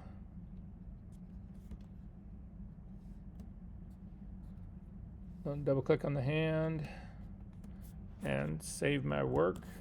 There's one last part of spill we need to fix, and that is the collar of her shirt. So again, back to the B key, a little bit smaller brush. I'm close enough to her skin that I'm going to go ahead and make it a hard brush. I'm going to sample just the dark that's underneath on the inside of her shirt. It'll just turn this part of her shirt sort of a gray. And this is looking good to go. Save your work, and this is actually the beginning, so you do not need to do this part. So I'm going to save as, or save, and we are off to the races. Questions about any of this? Is this working for you guys? Yep. Come on, considering where this is and how complicated that knockout is, you guys should be thrilled looking at this. Okay, I'm going to hit the F key again to go to the black pasteboard, and then the F key one more time to get back to where I can actually close this file up. So this guy's ready for you guys. If you've gotten all of this part now, the next part is going to be retouching, and that's what we're going to talk about for the whole rest of the day. So I'm going to close this up. So how did the tonal retouching go? Did it work? I mean, it takes a long time, but when you get there, for me, it shocks me every single time when you get there. I'm just like, you start turning that eyeball on and off, and you're just like, oh my God, this really actually worked. Okay, so we have now talked about sort of the two extremes of retouching. We talked about just, the whack 'em, smack 'em, use the clone stamp tool and the healing brush tool and just go to town on something that's relatively distant, full-length figures, that kind of stuff. You can get away with quite a bit. Again, that's not really my temptation to always go that way. But anyway, so that's the one end of it. Again, I think it's a destructive end of it. It ruins faces, it ruins skin texture. But if your figures are so far away that you can't see the texture of their skin anyway, I'm certain it matters as much. Then there's the other side to that equation, and that's tonal retouching that takes forever to do, but it gives you really stunning results that have still all of the skin texture intact.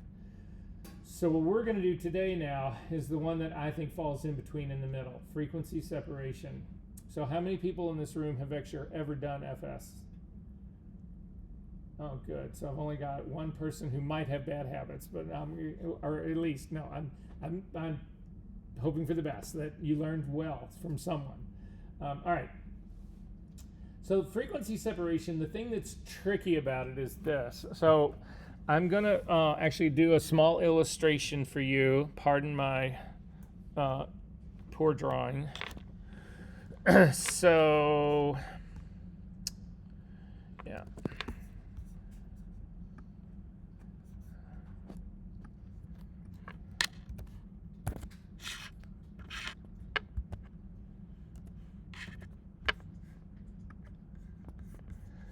So when we talk about frequency separation, I'm going to open up an image. It's the image I'm going to ask you guys to open up as well, just so that we can, the thing that I'm going to show you when talking about it is also the thing that we're going to be working on. So if we are in your session 7, there is a folder called Split Frequency Retouching. If you click on that, it will actually open that up.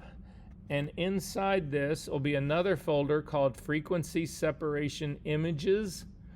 If you can click on that, and then inside this Frequency Separation Images, there will be another image called Split Frequency Retouching Image.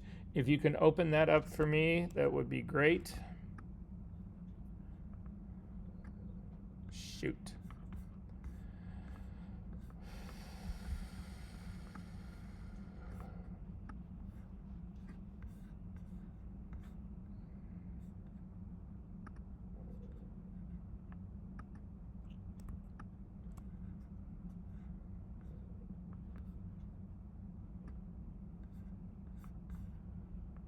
Double shoot.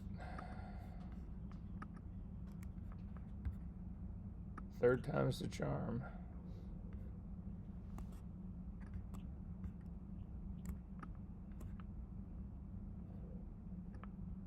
Okay. So I want to zoom into this girl's face, specifically this eye that's right up here. So if we take a look at this area of her skin right here, so her eyeball, well, I want to start with the skin that's right below it. If you take a look at the skin that's right below it, you'll see that there's a little bit of texture in here, not a heck of a lot in here, but primarily what we see in here, especially if you zoom in, is we see these areas of large, basically all they are tone and color. They're not really heavily detailed. You do have a few pores in here and that kind of stuff, or a little bit of texture in her skin. You have a little bit in there, but that's nothing compared to what you have up here in her eyeball. So if you look at her eyeball up in here, what we've got here is we've got massive shifts in tone, color, and texture. This is what we've got. So this is what detail is all about, is imagine this, very heavy. If you take a look at her hair, it's the same way. There's a lot of variation and a lot of variety in here. It's not these large fields of just tone and color. Unlike her forehead right here, which is primarily just tone and color with very, very, very little detail. So you need to think about what split frequency does is we are going to separate the detail from the tone and color. So that's what it's all about. In doing this, what you need to think about is, this is why they call it split frequency. What they're talking about in the frequency is they're talking about spatial frequency. And what that means is that if you were to actually run your just anything across this part right here. Well, here, you can watch it. I'll do it on mine. So just watch my info palette as I do this part. So it's up here. You're going to see this jump a whole lot because I'm going to go through a whole bunch of different tone. As I'm going through here, you can see it's really jumping, but up and down, up and down. I mean, it's going to also vary when I go across this part right here, but the numbers stay really close to each other. Like you can see, as I'm going across here, my reds are from a 245 to a 247, and it doesn't go pretty much anywhere else. It stays really close. But if I do the same thing down here, you can see that those numbers are jumping all over the place. I'm going from a 50 to a 50 to 150 to whatever. Because again, there is a lot of really rapid shift in here that is giving me detail. Whereas up in here, it's really consistent. So I'm not getting much detail in that. So again, this is called spatial frequency. So the stuff for her eye, let me change this really quick. So if you were to map the changes as I was dragging across her eye, you would get this. This would be your curve. This would be how that gets mapped on a graph. If I did the same thing over the area that's down in here, the area that's more just the skin tone and color, then you get a curve that looks more like this. And so these are spatial frequencies. This one is high frequency. This one is low frequency. Just like you have high frequencies in sound are very high-pitched sounds. Low frequencies in sound are bass notes. They're very deep. So again, it's just the difference in these two. So when we split these things, we are going to talk about splitting the high frequency from the low frequency so that we can retouch those independent of one another. So this works to a similar degree on some level about how the the healing the healing brush tool works. You remember I told you in the healing brush, it's a two-step process. The first is that when you use the brush, you separate texture, a source of texture, and then you change the texture of your destination to match the source. So that is all high frequency work. You are remapping texture. But then what happens is that the clone stamp tool or Photoshop itself looks at the surrounding area and blends in, tries to take this new texture that you've done and it tries to blend it in with the tone and the color of the surrounding area. That is low frequency work. The issue though, in using the clone stamp tool, the healing brush tool, is that you don't get to pick that. You get to pick where the texture comes from, but you don't get to pick whether the color mapping or the tonal mapping after the fact happens. You can't control it. You can't do any of that. The work that we do here in split frequency allows you to control both of these independent of one another. So that may seem like a lot. Don't worry, this is going to begin to make sense, hopefully. So I'm going to close this up. I just want to point out before we start this work that there is a series of PDFs in this frequency separation folder. The first is this high pass frequency separation. If you take a look at this one, it's a quick version of how to do this splitting work using the high pass filter. We will look at this second. We're not going to do this one first. Instead, we're going to do this split frequency, the ultimate guide to split frequency right here. If you just click on this and open it up, you will actually see there's an explanation about, again, low frequency and high frequency right here. It will talk about that. But most importantly is there is a set of recipes that you need to know about that actually do the split work. And it's right here, because the first time I show it to you, you're going to go like, who figured that out? But at any rate, keep in mind there are two different recipes depending on whether you are working in 8-bit or in 16-bit. These are both of the recipes right here. As a matter of fact, I'm going to zoom in on this. So let me just get this open so I can zoom in on this. I just want you to remember that these guides are here. You should copy this shit down. Until you get really familiar with this, you're not going to remember these recipes. You won't remember them by heart. But anyway, so again, in doing these, if you are using an 8-bit image, this is the recipe you use. If you're using a 16-bit image, this is the recipe that you're going to use. So I just want to point that part out for you. I'm going to go back to here really quickly. Okay, so if you zoom back out in this, so I want to be able to see detail, what I consider to be detail. So for me, I'm going to zoom in. I'm at 300% on my zoom in here. It gives me places that I can see what I would consider to be detail. I can see the texture of her skin on the side of her nose. I can see the texture of her skin underneath her eye. Obviously, I can see her eye as well. I can see the fine little hairs that are over on the side here. And then I can also see large areas of here that really have little to any texture in that. So to do the split frequency work, we start out by making 2 copies of your layer. So Command J.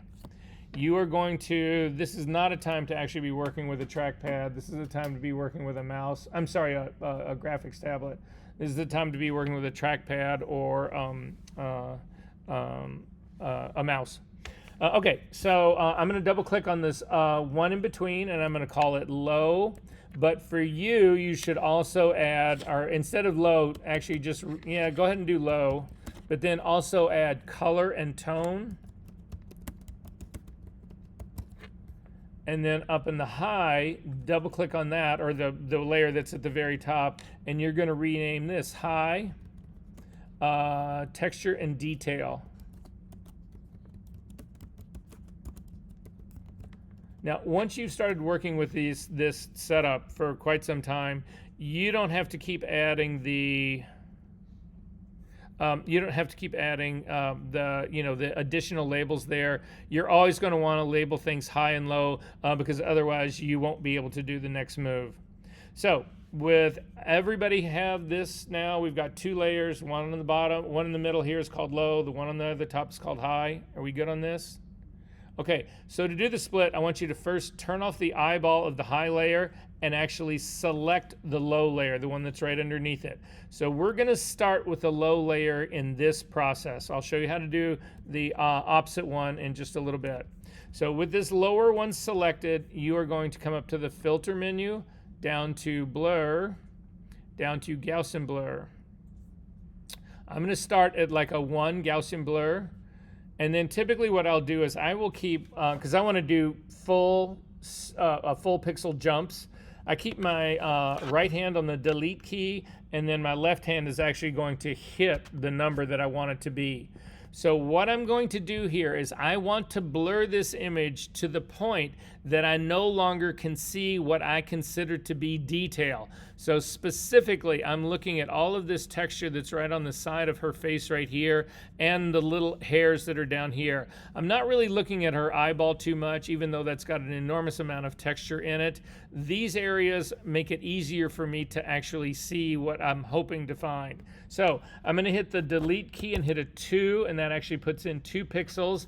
I still have got texture that's happening over in here on the side. So I'm going to hit delete and hit 3. I'm beginning to get rid of it, but there's still a slight little bit of this left in there. The small hairs on her face are gone. All the texture on this side of her skin over here is gone, but I still feel like I've got just a few little things that are still happening in here. So delete and hit 4, and now this is smoothed out enough for me. It's not ever going to be completely smooth like it is on this side over here, but this I feel like is actually a good representation for me.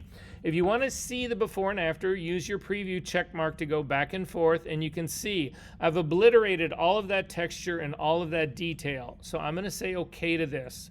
Now this is my low texture. This is my low frequency layer. So all of the low frequencies are in this. If you zoom back out, the rest of the image, what we can see here is largely tone and color.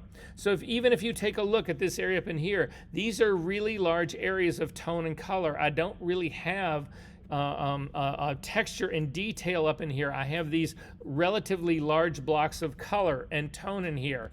You can see her forehead. It's the same thing. Look at her eyebrows. This is now mostly tone and color. You don't see any individual strands of hair in here. That would be texture and detail. That's all obliterated. That's all gone. The same thing for her eye. So this is now all of my low detail.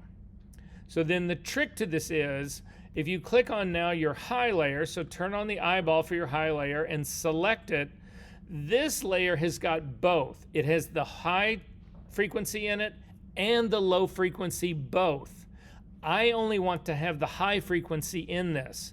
So to do that, what I'm going to do is I'm going to subtract the low layer from the high layer, and what will be left is only the high frequency. Does that make sense what I'm doing here? This is the tricky part about understanding what's going on. I created a layer that has the low frequency in it, and that's all. It doesn't have any high frequency in it. But now I'm going to go through this special process to subtract everything that is in this low layer. I'm going to subtract it from the high layer up here that's still got both. The high layer has got the high frequency in it and the low. If I can subtract the low layer only from it, what remains is the high frequency. So to do that, make sure that you got this high layer is selected. You come up to the image menu, down to apply image, and a dialog box will open up.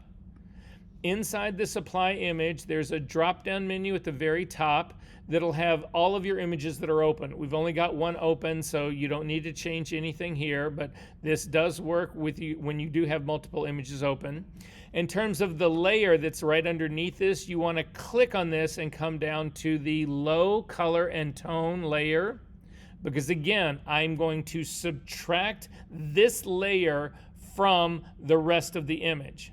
So then coming down, you're going to leave this at RGB. You would not invert this. But then in terms of the blending mode, you're going to click on this and come all the way down to subtract. Remember, we are subtracting that one from the other. Then in terms of the offset, you want to change your offset to, wow, this is reset mine, to 128. And then I think you also need to change the scale, but let me look at this really quickly. It's a scale of 2, that's what I thought. Again, this is the recipe that we're following right here. So change your scale to 2. And so now what you can see is, yes? I'm going to hit cancel out of this stuff. So did you come up to your image down to apply image? And then this will open up. Change the layer to your low color and tone. And then in the blending mode, you're going to change that to subtract. And then you should have a scale and an offset. It's a scale of 2 and an offset of 128. And then say okay to that. So this now is all, if you zoom in and take a look at that, you can see this is now all of the detail that's in here. So I've got all the sharp eyelashes, I've got all of the texture that was in her skin, I've got the little hairs that are on the top of her lip. All of those are in here. However, all of those are, the rest of what's going on in here is largely a middle gray background. And so if we change the blending mode of this, that middle gray goes away, and all we are left with is the tone, is the texture and detail on this layer. So to finish this, you're going to use the drop-down menu. So this is now the blending mode of our high layer. You're going to change this from normal down to linear light. And let go. To see if this thing is actually working the way it should, we're going to put this into a group called FS. So we've got the high layer selected right now.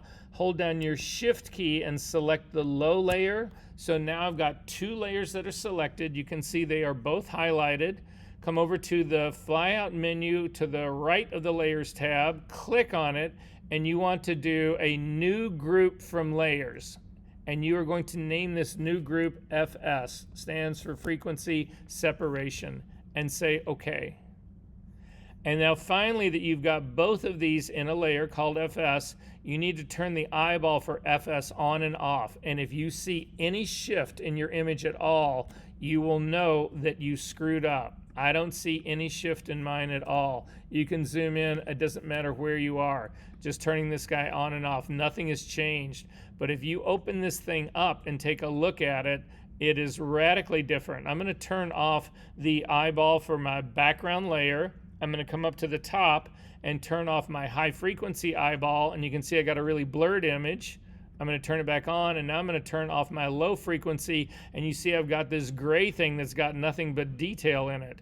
Those are the 2 things that we're actually going to work on to do our retouching on this image. We have now split this into detail and texture and tone and color. So does everybody have a successful FS layer? Hang on, I'm going to go around and make sure everyone does. So I'm going to pause this video for just a second. So I'm going to come back in here. The first thing I'm going to go after is one of the most difficult things I think that there is to do in retouching. I want you to zoom into this girl's, so you can really see her mouth. I want to take a look at this, talk about the lighting that's in this, and everything else. So you can see the lighting in this goes from highlight on the right-hand side to shadow on the left-hand side. That's because it's a side light, so the light's coming across. That makes sense. But look what's happening actually to her lip right here, the upper part of her lip, where all those fine little hairs are. It actually also goes from highlight here down into deeper shadow, but there's another thing that's happening here. It's also doing shifting tone, going from the edge of her lip back into more the plane of her face. And the reason that is that because her teeth are actually, and all of ours do this, your mouth actually sits a little protruded, it sits a little bit proud of the rest of your face because your teeth are in there, right? So all of that is tone and color. I don't want to change the tone and color, and this is what makes it so frustrating to work using the healing brush tool, or the clone stamp tool, even worse. I can use those tools to go in and change the hairs that are in there, but they are also going to change the tone and the color of this area to match the source that I used for those points.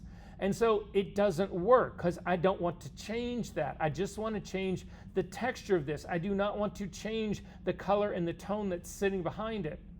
So this allows me to do that using the high frequency only layer. So at this stage of the game, I am going to go back to my graphics tablet.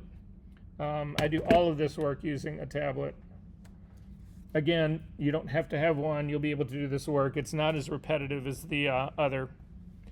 So the thing that I can tell you about doing this work is that it's really important that you make sure you understand which layer you're on in order to do what work you need to do. So we're going to do two things here to set up. The first thing is I'm going to do is we need to make safeties of these layers because I'm going to do work on them. And if you screw something up, the work I'm going to do on them is all destructive.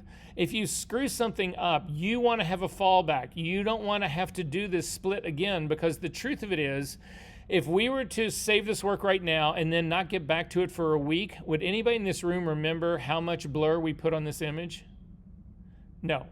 So if we have a safety backup, so again, it's going to be just like we don't work on original versions of our image, we're going to do the same thing within the split frequency group so that we have safety places where we do the work, and then if something screws up, we've got a version of it that was not altered that we can then steal from to undo the damage that we did mistakenly. So to do that, I want to click on the low layer right now. So everybody just click on your low layer, open up your frequency group if it's closed, by clicking on the little triangle, open it up, click on the low layer and then just Command J. So that is all we need to do. This is the low layer tone copy, and we are going to do all our work on the copy. And if we screw up or something goes wrong, we have the original one down here that we can then grab from that area to fix the thing that we screwed up in here. I'm going to do the same thing for my high layer here. So click on the high layer and Command J that. The problem is that when that happens, you see that all of a sudden your image gets really contrasty and crunchy. The reason it's gotten really contrasty and crunchy is that we are using this blending mode to actually restore the tone, the detail and texture, and it's hitting it twice. So this is twice as strong. So we need to change that. To change this, click on we're on our high copy layer right now. We're going to change this from linear light back to normal. And when you change it back to normal, you don't get the advantage of using a different blending mode. However, if we clip this layer to the one underneath it, clipping layers inherit not only the mask of the layer that's underneath it, but also the blending mode and properties. So to clip this, you hover your cursor right between both the high copy and the high, the high detail and texture layer and the high copy. Hover your cursor right between the two, hold down your Option key, and your cursor will change to a little square with an arrow going down counterclockwise, and click. You will see that the image now jumps over to the right, and there's a little arrow pointing down. What that arrow is telling you is that this layer at the top has been clipped to the one at the bottom, and it's inheriting this. The blending mode for this. So its blending mode is set to normal, but it's inheriting the linear light one from underneath it. But we don't get that double impact. We only get a single impact of this now. So now all of our work that's going to be done on the high layer would be done on this high copy, and all of the work that's in the low layer will be done on this low copy down here. Yes? Can you go over that again? Sure. Or actually, No, I'm going to just get rid of these. It's really quick to start. All right, so right now you should only have your low frequency and your high frequency layers, correct?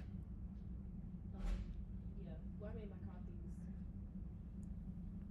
You made what copy? A copy of the low. Okay, so I'm going to start with that. Command J to make a copy of the low layer, and then Command J to make a copy of the high layer as well. The low layer, you don't need to do anything on that copy. It's ready to go. It's ready for you to work. But on the high copy, she just got really hyper crunchy here. So to fix that on your high copy layer, you need to change the blending mode from linear light back to normal.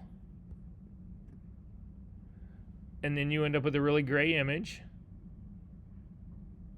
When I hit Command Z, I don't know if that's. No, there's no Command Z, there's no Command anything in here.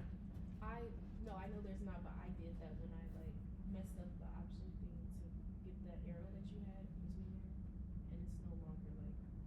Yeah, right, so here, let's throw away this top copy. And then throw away the second copy of that guy too, and get rid of all of that. And then turn off the eyeball for the one at the very top, for the whole group. Good, and then turn on your eyeball for the one down below it.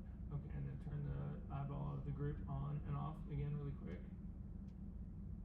Alright, you're good.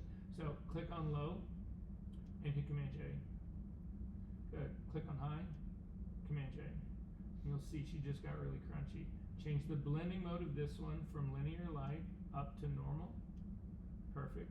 And then you need to clip this to the bottom. So hover your cursor right where it is. Now you're going to hold down your Alt key, not your Option key. No, that's not, I'm sorry, it's whatever other. Try your Control. It's not, it's Windows, what's the other part of Option? I thought yours was Alt. Oh. Also too. Should be.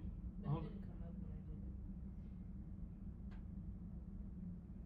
I didn't know if I had to click first or not. No. Try any of these keys. Let's just go across. So with it hovering right there, hold down your Alt key. That's not it. Hold down the one next to it. Yeah, that's not it. The one next to it. No, the one next to it.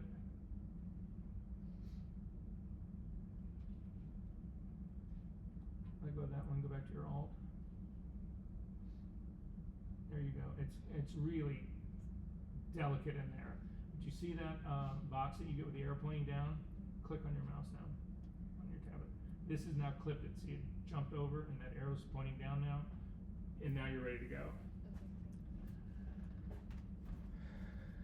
go. Okay. So what we can see to do right now, if we want to fix so again, yeah, I'm going to take a look at mine right now. Normal blending mode. I need to clip this. Are you pressing to do that? So you hold down your Option key, hover your cursor right in between the two, and click. Did that work? Yep. Okay, so again, now my image should look just like it has normally looked. I'm going to zoom into this area really quick, and I just want to show you what we're going to ultimately do here. So we're going to retouch this area right here to try to get rid of the fine little hairs that are in here. That is all in the high frequency part. Then we're going to take a look at other places like over here, like this part over here. This is actually a combination of both high and low frequency. And so we're going to take a look around here to see how we can deal with other parts of it. So typically what I do when I'm working on this part is that last two things to set up really fast. The first is going to be the tools that you use for this.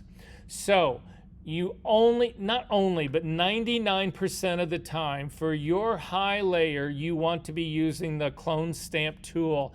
You want a direct one-to-one replacement. You don't want any matching of tone around things. You don't want any of the healing brush tool sets. You don't use those at all. It's clone stamp tool, and it's a hard clone stamp tool. So we're going to set that up first.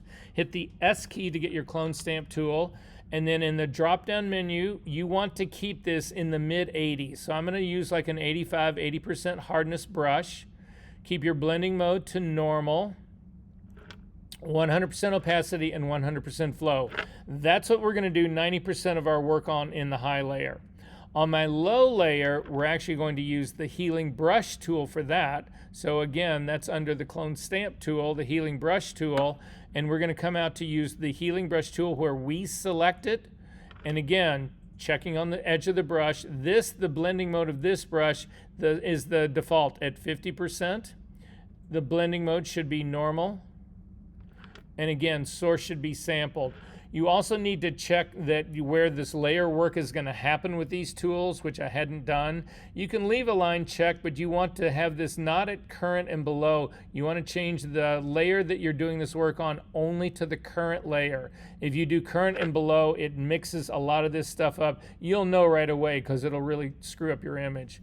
Let's go back to the clone stamp tool to make sure that that 2 was set to not current and below, but it is set to only current layer. You only want to be working on these layers, and then you want to move between them to actually do this work. So now, some people like to watch this happen together in real time. They like to see the whole effect of their image, but a lot of times it's easier to see where to actually source stuff from if you're only looking at either the high or the low layer. So to do that, if we want, I'm going to start on the high layer. That's where I'm going to start my work right now. I'm going to hold down my Option key, and I'm going to click on the eyeball that is right next to this high copy. It'll turn off the other eyeballs, not the one that's right underneath it. Again, these layers are clipped together, so it keeps those together, but it will turn off the eyeballs for the others, and you should be just looking at something that's gray.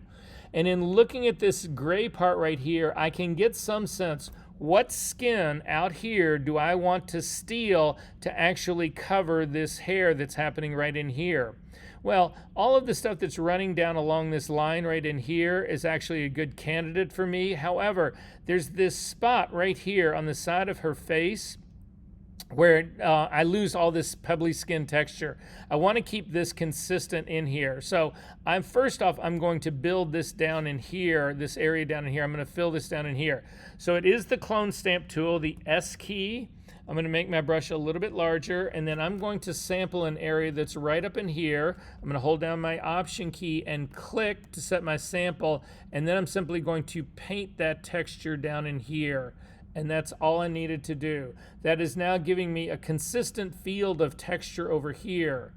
Then I'm going to go after the hairs, the whole line that's running down here.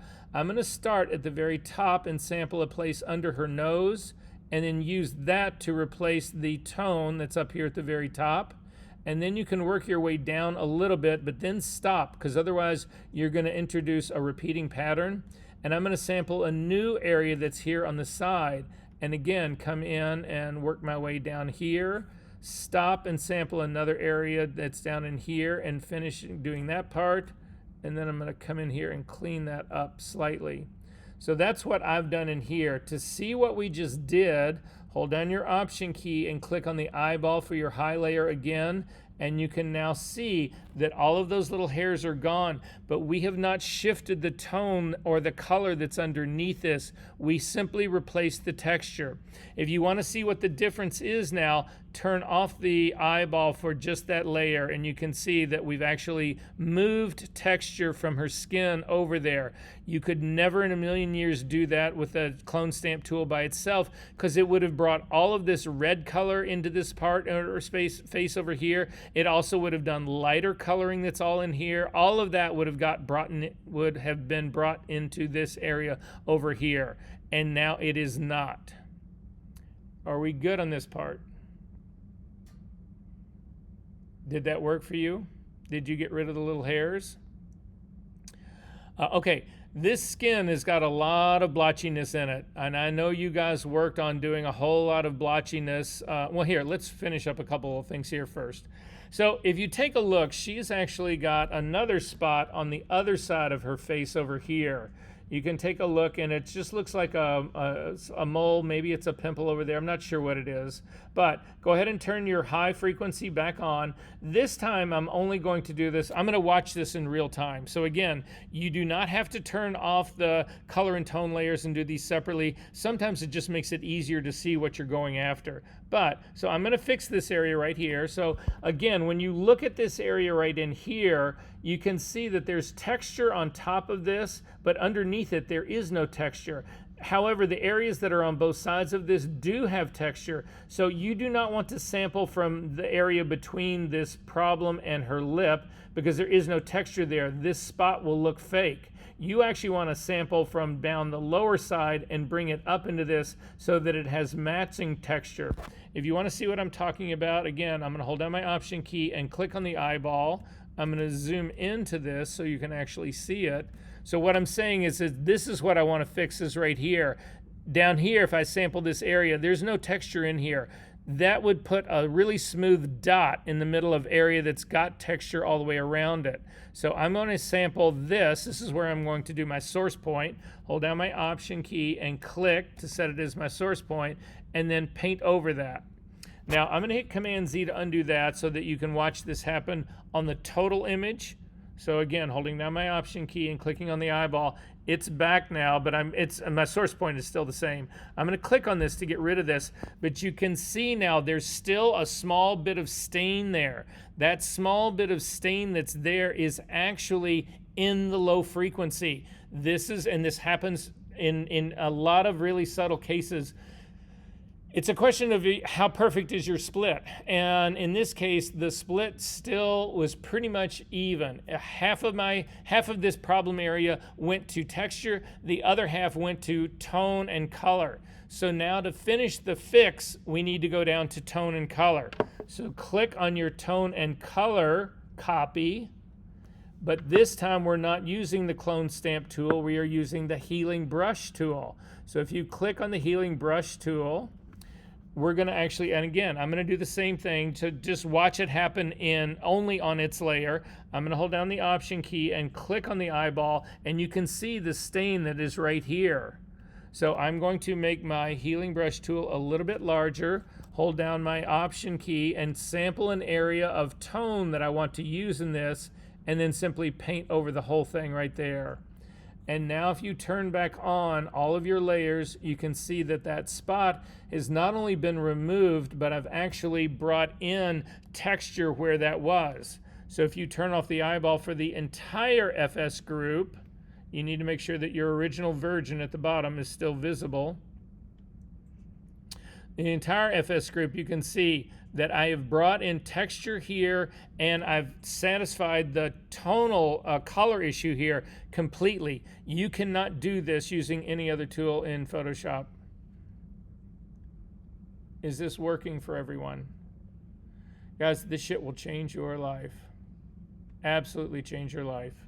Okay, I want to go back, hold down your Option key and just click on the eyeball for the low tone and color.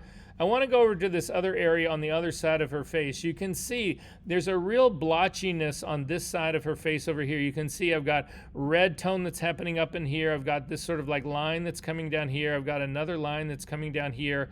We want to smooth this whole thing out, and there are strategies to do this. So some people will go after this using the patch tool, so we can try that. So back over to your, make sure that you are on the low color alone. Again, I find this work easier to do when I'm only looking, when I've removed the texture. It's easier to see where my problem areas are. So I'm going to click on the healing brush tool and I'm going to come down to the patch tool. And you can see like there's a dark line that's happening right in here on her face. Look at my screen and see where I'm talking about. Or for that matter, actually there's the dark mole that's actually on the very top of her lip. We can actually try to fix that one as well. So I'm going to use the patch tool. I'm just going to click around this part and I'm going to come over and drag and let go. And that actually helped quite a bit. It's still a little bit dark in my opinion, but we'll fix that in just a second. But so you can use the clone stamp tool to do this, the healing brush tool to do this kind of work. So for instance, if I wanted to fix this area that's right in here, I can just circle this and move it down, and that softens it out. If you want to watch what that did in real time, I'm going to turn my high layers back on again, and then I'm going to go back in history before I did both of those patch tools. Sorry, I'll turn this guy on. Yeah, we'll just watch this in real time. So this is my patch tool here, and that softens that part up. I've already got the one that's here taken back. I'll go all the way back so you can see it happen in real time with everything turned on. So I wanted to get rid of this part right here, that sort of like a dark mole area that's right on the top of her lip, working on my low layer. Circle this with the patch tool. Drag this over, and you'll notice it's actually changed that without doing anything to the texture. The texture is still intact. This hard line that's right here, again, patch tool around that, pull down in here, and that's now actually softened that up. So this tool works really good to do that with. However, a better tool to actually do this with is go to your brush palette right now and come down to the mixer brush tool. How many people in this room have ever used the mixer brush tool? Okie dokie. we are going to see how this tool works really quickly. So to see how this tool works, let's do this. Let's do a completely synthetic file. So a brand new file, Command N, or go up to your top of your file menu, down and just do new, and it'll open up a dialog box. I'm going to do mine 8 by 10 and 300 pixels per inch, and just say OK from that. You just need the image here to start with. I am going to then hit a regular brush, B key, make sure you're not on the mixer brush. So the trick to this is all of these brushes live inside this and they're sticky. So if you're used to just hitting the B key and getting a normal brush, once we start working with the mixer brush, you need to check to make sure which one you actually have picked. So I'm going to pick the regular brush to start with. I'm going to make my brush larger. And I'm going to paint, I want a color, like just a solid red. So I'm going to click on my foreground color picker, and I'm going to type in 255 for my red, and then 0 green and 0 blue, and that'll give me a pure red. And then I'm just going to paint a big swatch of pure red across the top. Then I'm going to hit my foreground color picker again, and I'm going to change this to just a green. So I'm going to select the red and type in 0. Tab key, 255 for the green, 0 for the blue, say OK, and then I'm just going to paint this down underneath it. So then we can go to the mixer brush, and in the mixer brush, the settings for this that I need are very particular. So if you take a look at this right now, the mixer brush has got a whole series of options that exist up on the very top that we need to set to do the work that we want to do in split frequency. And it's not the standard set. It's not the default the way this brush actually starts out. So to see the settings that you need to use for this, by the way, 2 other things to show you. So this was the ultimate frequency guide, the guide to frequency separation. That's where the recipes are. If you take a look at this split frequency non-destructive setup, this will walk you through how we made those duplicate layers, and those are the layers that we work on. You just work on the copy of the high layer and the copy of the low layer. That's how you set that up. If you then come up here to the mixer brush settings and click on this, this is how you need to set these up. And these are really important, these settings, because if you don't use these settings, the brush can actually go horribly wrong in here. So we're going to start up here at the very top. I'm going to show you what we're really talking about here. Sorry.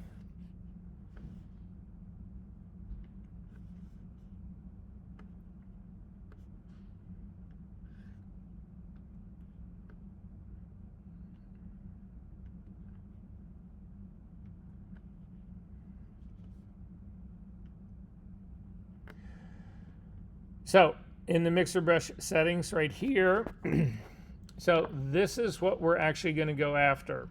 So at the very top here, just to show you what these things are talking about, the way it starts right here, there are 2 buttons that exist right here. So when it says unchecked, there's no real other way I can put it in there. You need to click on it. If the button looks like it's got a black background, it means it's been pressed in. If it doesn't have a black background, that means it has not been pressed in. So I'm going to go to my image right now. Both of these have been pressed in.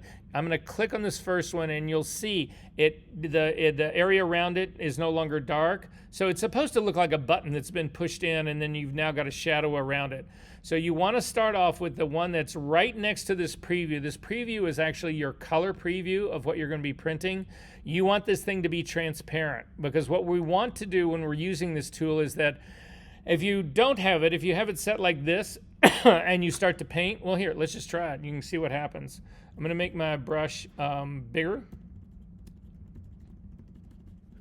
I'm going to check the edge of my brush, and I'm going to put it at a 50% hardness and say OK to that. And then I'm going to actually click on my red, and I'm going to drag it down into the green. So I'm going to just click and pull down. And you can see it pulls that color down in here. But then if I come off here to the side and click and drag, nothing happens. So again, what I want to do is I want this to be, I want to uncheck this so that this brush reloads every time, no matter what. So if I click and drive back up, I'm only pulling the green. But again, if this is clicked and I try to pull back down now, it's actually going to to, actually it's not doing what I think it should do, but at any rate, this is how you want your brush set up. So click that to make that actually unchecked. Then the next one, you do want that one pushed in. If you hover your cursor over these things long enough, they'll give you a little readout of what they are, or just again refer to the checklist that I've got going. So what this second one is it says that after every single stroke you are going to clean your brush. That's why mine wasn't doing what I thought it should do. So again, if I push this in and uncheck that part, and now I do a red down and then do this up, it actually adds some of the red that was still on my brush to go back up again. So again, just keep this set up so that the first one is off and the second one is turned on. It will change to custom regardless, so you don't need to worry about that. And then these last settings are critical. We want, so the color swatch should show transparent. If it doesn't, something is wrong. So then in terms of the other settings, we want a wetness of 20, a load of 100, a mix of 100, and then your flow is going to be between 20 and 50%. That is the flow change that you're making in here is just how aggressive the flow is. So again, we are going to do a wetness of 20%. I don't know why I keep trying to do this with my trackpad. My graphics tablet. A load of 100%, a mix of 100%, and then my flow, I'm going to start around 40. That's typically where I'll work. Close. If the effect isn't happening fast enough for you, then you can actually boost up your flow and it'll happen quicker. You can close this up. You don't need to save that. So then again, I'm only going to be working on my low layer, so I'm going to hold down my option key and click on the low tone color and copy layer, so the second one. Again, the B key to get my mixer brush. Make sure it is the mixer brush. My settings are correct. My brush is awfully big, so I'm going to make it small. I'm actually going to change this now to a completely soft brush. And then this is how you use the brush. Watch my screen to see what's happening. I want to smooth this area that's right in here out. So what the brush does is that wherever you click and then drag, it will drag color from where you clicked and it'll pull it across the area that you're trying to change. So I'm going to start up here at the top in this area here, and I'm just going to click and drag down. And it doesn't look like a whole lot's happening, but watch what happens in real time. I'm going to turn on the eyeball for my high layer just so that you can see it. I'm also going to back out a little bit. So you can see like this area in here has got a lot of red in it. So I can click and drag down in here and it actually gets rid of that part. You can soften up transitions, like this transition that's happening right in here is really strong. I want to soften this up so you can actually take some of the red and pull it down into this part of your image, and you can also take this part and push it up into your image. And I can bring this up in here to lighten that part up. So if you want to then see what I just did, turn your frequency of the whole group on and off. Sorry, you got to make sure that you got the virgin at the very bottom turned on. So I'm going to turn this on and off, and you can see how I'm smoothing those tones out and those transitions out. And this is frequency separation in a nutshell. So again, still working on my low layer. You see how I've got this transition right into here. It goes really dark into this spot. This is like, what we're doing here is very similar to what you were doing in last week's assignment when you were doing your tonal retouch high layer. This is what this is all about. So I can grab a lighter tone here, and I can drag this into my upper tone in here, and I'm done. And look at the difference. It just removed that like bruising underneath her eye. So again, I can use this to, like this area that's underneath her eye over here. I don't necessarily need to get rid of the texture in here, but the coloring in here, she's got, it's like this dark area that's underneath her eye. So we can try the mixer brush with this. I'm going to make mine a little bit smaller, but then I'm going to show you another trick. So I'm going to start to drag this in here, and it actually fixes it pretty well. That actually got it pretty well. I'm going to go back in history 3 or 4 steps though to show you an alternate way of dealing with this part. So an alternate way to deal with this, again, you really want to see this looking just as at alone by itself. So I'm going to hold down the Option key and click on the eyeball so I can only see the low area. And I'm going to zoom in and I can see it's twofold right here. There's a white part of her eye that's right under here, and then a darker part, and then a lighter part again. So your mixer brush, if you watch it, you can click and you can drag across here, and it does a pretty good job of it and actually takes care of that. But another option that you have in here is to use a regular brush. So to go after this area in here with a regular brush, change it from mixer brush to regular brush. Then again, in your setup here, you're going to have a completely soft brush, a normal blending mode, 100% opacity. You're going to take your flow down to like 3 or 4% at the most. So yeah, I'm going to do like a 3%. And then I'm going to come over into this area, use my bracket keys to actually make my brush smaller. So I want to fix this area in here. Instead of having a dark area and a light area and trying to use mixer brush to hit them both, I'm just going to sample the color of her skin that's right out here.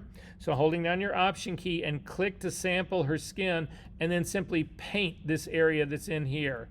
You want to do this, if you're going to do this kind of work, you want to resample a lot. So I'm going to resample another color down here and just blend it into here a little bit more, another color in here. I'm going after both at the same time. While I'm here, I'm also going to actually hit that darker circle that's right underneath her eye. So again, Option key, sample a color, and then start to work on this. And I'm just scrubbing back and forth.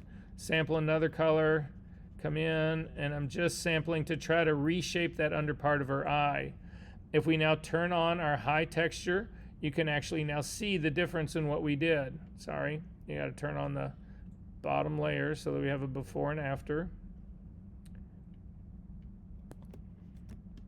How often have you tried to actually fix the area underneath someone's eyes that easily and that believable and that quick? Now, we still have a texture issue that's under here that is a problematic right here, all of this. So I'm going to go back to my high frequency layer, select it, again, the high, copy the top, because this problem is texture. That's what's going on here. It is not tone and it's not color, it's now texture. So to fix that, again, I work only looking at the texture layer, so I'm going to hold down my Option key and click on the eyeball. And this area right now, I need to replace this with other texture. So if you take a look on both sides of her face, you can see this area on this area as you're moving towards her nose is completely smooth. That's not what this would look like. The area on the other side over here on her right side is also completely smooth. That's also not what this would look like. It's actually going to look more like the texture of the skin that's right down below it. So this is where I'm going to sample using my clone stamp tool. Because again, clone stamp tool is the tool that you use to do this high frequency work because it is a direct pixel replacement. So the S key to get the clone stamp tool, hold down the Option key to click down here, and then I'm simply going to work new texture until I get there, stop, and sample a new place so that you do not get repeating patterns. But you have to stay in the texture group. You can't fall outside of this or you start to smooth it. That's exactly what happened to me up in here. So I'm going to Command Z and undo that. And then just work your way through here slowly. So again, I can come back here and sample again so that I can finish carrying this part out. You can also get rid of those lines that are right underneath her eye, doing the same thing. And then again, click on your low layer so that you can see the entirety of what we just retouched. And this is the, sorry, scroll down, turn on this layer down here at the bottom, come up to the top, and go back and forth with this. So in looking at this, I'm going to zip back out and then slowly zip in to take a look at this to see how we did. So this is our fix on doing this right here. And if you turn it on and off, you can see it actually fixed all of those problems. But if you zoom in, you still have texture in here. This is still real skin. Now, it might look a little bit weird because I'm going from this new skin right here. It shifts right here. Really pretty abruptly in this area right in here.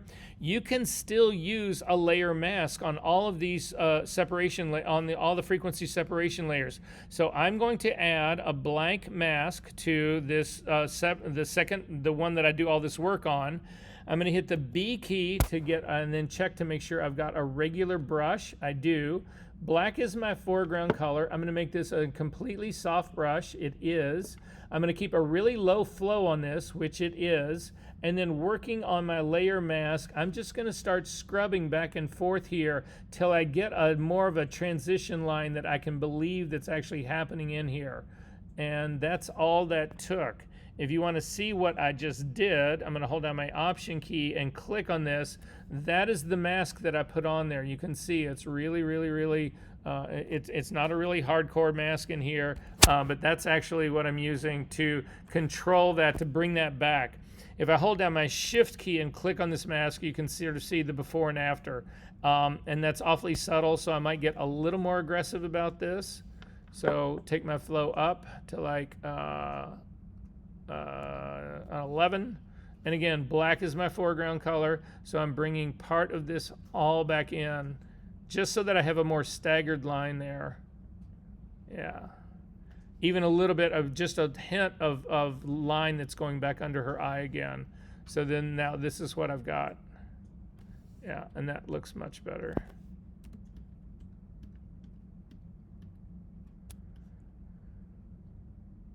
Yeah, that's believable now. Questions about any of this so far? All right. You can close this up. You do not need to save it. We're going to look at a couple of other examples in here really quickly. Yes? When you do this stuff, does it matter if you do it on a like knocked out layer with a mask? Should you rasterize it? So yeah, all of this matters in terms of doing that. That's a really great question. I need everybody to, the homework that you saved, right? The knockout that we did the first part of this class, I want you to open that back up now. So go into Photoshop, into this menu, open recent, and it was the, again, the fashion copy one, that TIFF file. This is the one that we actually knocked out here. So we're going to actually split this thing now and watch what happens. All right, so does everybody have this image open? Because this will fuck you up, and you need to know how to not get fucked up on this. All right, so I'm going to start the way we did before. So with your top layer selected that's actually got the mask on it, Command J, Command J. And then we're going to do the same thing that we did before, turn off the top one. Double click the first layer and name it low. Double click the top layer and name it high. I'm not going to bother making protective versions of this right now, but again, obviously I would do that if we're really going to, but we're not going to keep this work. So and then I'm going to select my low layer and I'm going to zoom in and take a look at this. And again, what I'm looking for here is similar things that I was looking at before. I like to find little fine hairs. I like to find skin that has pores in it. Those are the things that I'm sort of like looking for. So again, around the top of her mouth, it seems like a pretty good one. And also up under her eyes, up in there. All of that seems like good area for me. So again, on my low layer, I'm going to come up to the filter menu, down to blur, down to Gaussian blur. And again, I zero mine out, or not zero it out, I put it at a 1. And then again, hand on the delete key. 1, I still see a bunch of texture. Delete 2, I still see texture. 3, I still see just a little bit. Look at the hairs on the top of her lip. There's still a little bit there. 4, and 4 in this case, it looks pretty good to me. I'm going to look at 5 really quick. 5, I don't feel like I'm gaining anything, and you don't want this to be any more aggressive than it is, so I'm going to hit 4 here. Do not, for any reason, believe that 4 is some magic number. It is not. It just is a coincidence that we did 4 on the last image, and it's 4 on this one as well. Do not think it's always going to be 4. So I'm going to go ahead and say OK to that, and then again, I'm going to click on my top layer now, turn it on, so that it actually, it becomes active. Turn the eyeball on and select the layer. And then we're going to do the same thing. We're going to go up to the image menu, down to apply image, and then apply image. In your drop down layer menu, the second one down under source, click, and you're going to pick the low layer. And then again, dropping down to your blending modes, click on that drop down menu, and you're going to do subtract. And then in terms of your scale, you're going to put in 2. And then in your offset, you are going to put in 128. And this is not looking at all the way it should look. What did I screw up here? Oh, you're right. I want to be on the RGB channel. It's really true. This is weird. I don't know that channel has always been there. Maybe. But at any rate, I get this great looking image like this. And so I'm going to go ahead and say okay to that. And then I'm going to change this to linear light. So the blending mode of my high layer from normal down to linear light. And say okay to that. And then click out of this to come out to the side. So the problem that we have now run into with this, well, here, let's go ahead and make again, we're going to make duplicates of all of, we're going to put this into its frequency separation group. So hold down your shift key and click on it to get the second, to get the low one. So I've got high and low are both selected. Go to my flyout menu, click on the drop down and come down and say new group from layers and name it FS. And say okay. And then I'm going to turn this on and off, and you can see that there is a change. So look what's happened to the edges. You can look at the edge of her face. It went from from sharp to very soft. The same thing happens in a bad way in her hair. If we actually take a look at that up there, this actually starts to add more hair and context back into it because we're doubling up on transparent areas in here, whatever. This is a shit show. So if you actually turn this stuff off, you'll actually, you're not going to see any difference in here. Turn this part back on. Yeah. So anyway, this is what you'll normally see. So I've turned off my background, my new white layer, so that I can see this on top of the whole thing. And look at what has happened to this edge. You get this halo that runs around it. This is what's happening in the frequency separation layer. And so this is a nightmare. This does not work. So here's the trick to doing this. The issue that we've got here, if you take a look at it, is that when we did the blur of the image to get our lower layer, it actually sent part of the skin out underneath the mask. And so the mask doesn't change, but this changes. And so you end up getting these weird anomalies that happen in here. So you can't do your split frequency work like this. So instead, what you want to do is go ahead and throw all of that FS work away. You're going to only have your image now. So again, I'm going to turn on the original image that I had, the way your image looked like when it opened. So if you're not sure, simply go to the top of your history palette and click on it. This is what your image looked like, the save version when it opened. So instead, we need to make a combined image, a combined version of this. So to do that, select your top layer. And then this is a keyboard shortcut that you're not going to believe when I show it to you, but you are going to ultimately memorize this and use it for the rest of your life. So what I want to do is I want to make a merged stamped version of anything that is visible in my image. To do that, you hold down the Command key, the Option key, which would be Alt Control for Windows. You add the Shift key and you hit the letter E. So all 4 of those keys. Command, Option, Shift, and E, or Alt, Control, Shift, E, and it should make a version of your image that sits up on top that is combined. You can see she's now actually on a white background. Now the problem we have doing this is that this is now baked. This is now, we have combined that white background. So if I didn't get all the spill out, I'm fucked. If I didn't get whatever I was trying to do, I'm screwed in this because this is now a baked level. But we need this to do the retouching. So I'm going to rename this layer NV for new version. I'm going to then duplicate this twice, Command J, Command J. I'm going to double click on the first copy and call it low. I'm going to double click on the on the second copy and call it high. I'm going to turn off the eyeball for high. I'm going to select low. Now I already know how much we need to blur this because we just did that. So it is a blur of 4. So up to the filter menu, down to blur, down to Gaussian blur and say OK to that 4. And then I'm going to click on my high layer and turn it on, and up to the image menu, down to apply image. In the apply image drop down, layer should be changed to low. RGB channel. Oh, that's weird because it's changing my channel for the knockout. That's why this is screwed up. I'm going to cancel it here again, see if that happens again.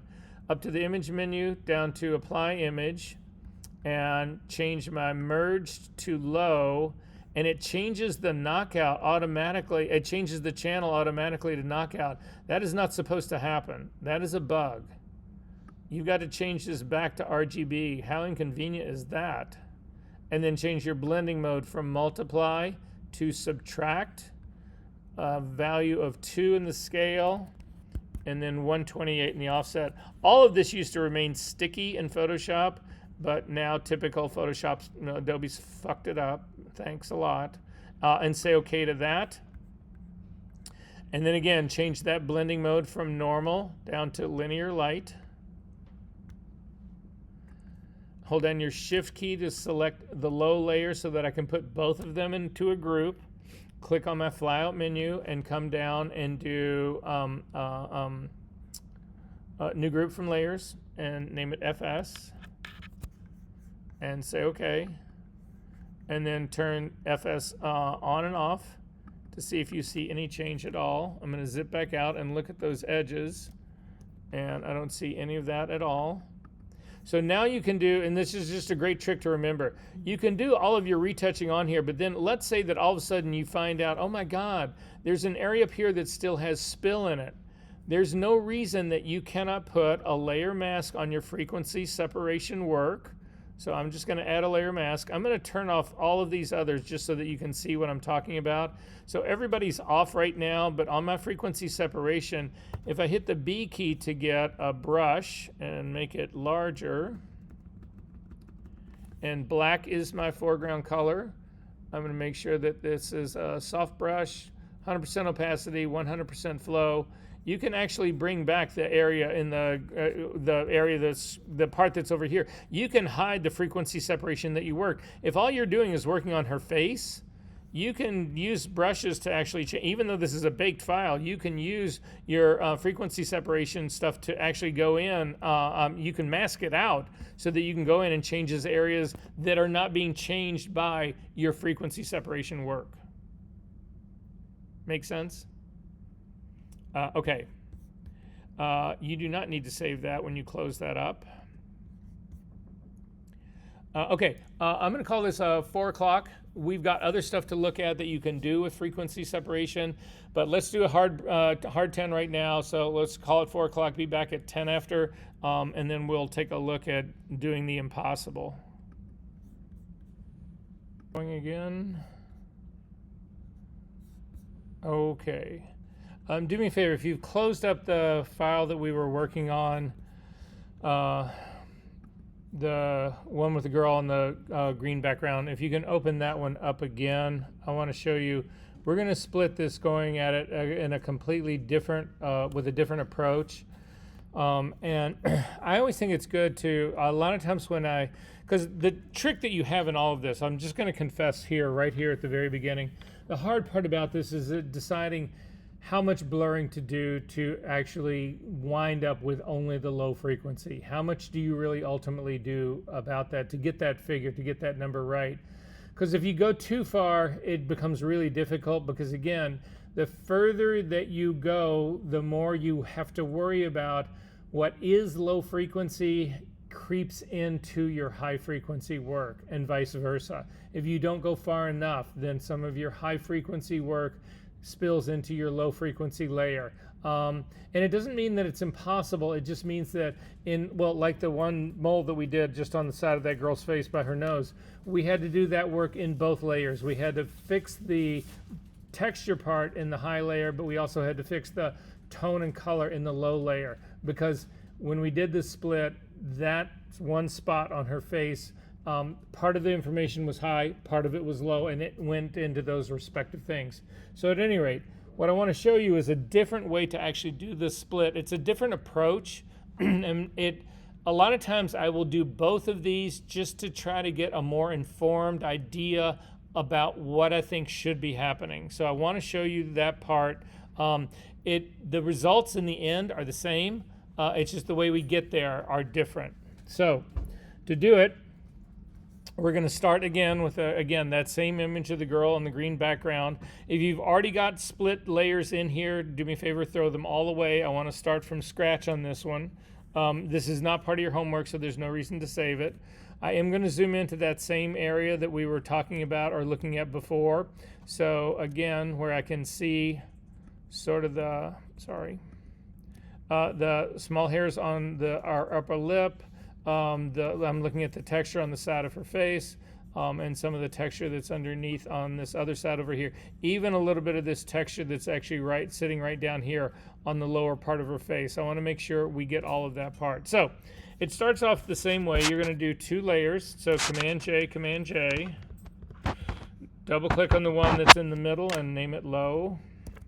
Double click on the one that's on the top and call it high. But this time now, you're going to leave high on and the eyeball on, and you're going to leave it selected, because what we're going to do now is, instead of trying to establish the low layer by the low frequency by getting rid of the high frequency, what we're going to do is we're going to start with no high frequency, and we are going to bring that in. So to do that, come up to your filter menu, down to other, down to high pass. So take a look up at my screen to see where I'm at. Filter menu, all the way down near the bottom to other, and then over to high pass. And when you do that, a thing will open up.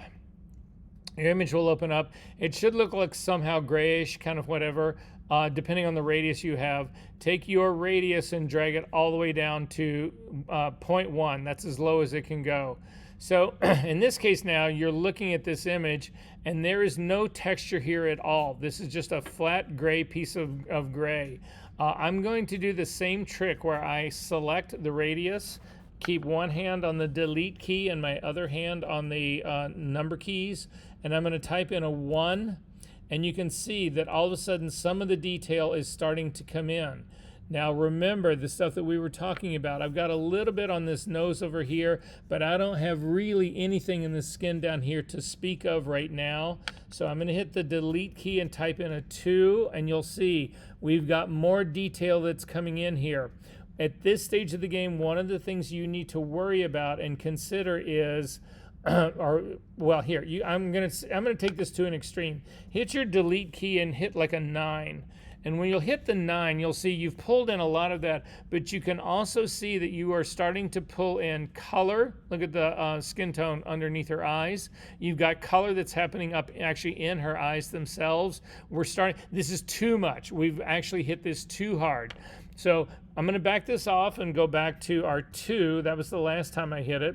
And then again, delete key and a 3. And in the 3, I feel like I'm really getting a lot of the good detail here. I've got all the pebbliness part in her skin right here. I don't really have anything else going on in here. I'm starting to pick up a little bit of tone in her lip. So I'm going to hit the delete key and go to 4. And the 4, I feel like, the 4 looks like it's pushing it a little bit. Now, 4 is what we did last time. I'm going to see what 3 looks like here, because I'm picking up a little bit of color in her lip, and I'm not really happy about that part. So I'm going to hit the delete key and go back to 3, and I feel like I'm keeping enough of the detail in all of this that this 3 might actually work.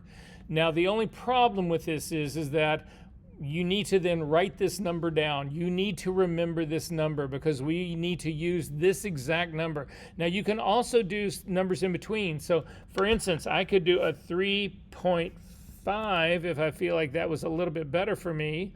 I don't. I'm going to go ahead and leave this at a 3. But again, write this number down, or just know that you're going to have to remember it. And then go ahead and say okay to this. So this is the tricky part. And again, you have got a whole PDF in here called High Pass Frequency Separation. This is the recipe that will walk you through the whole thing. So we're just going to follow this recipe.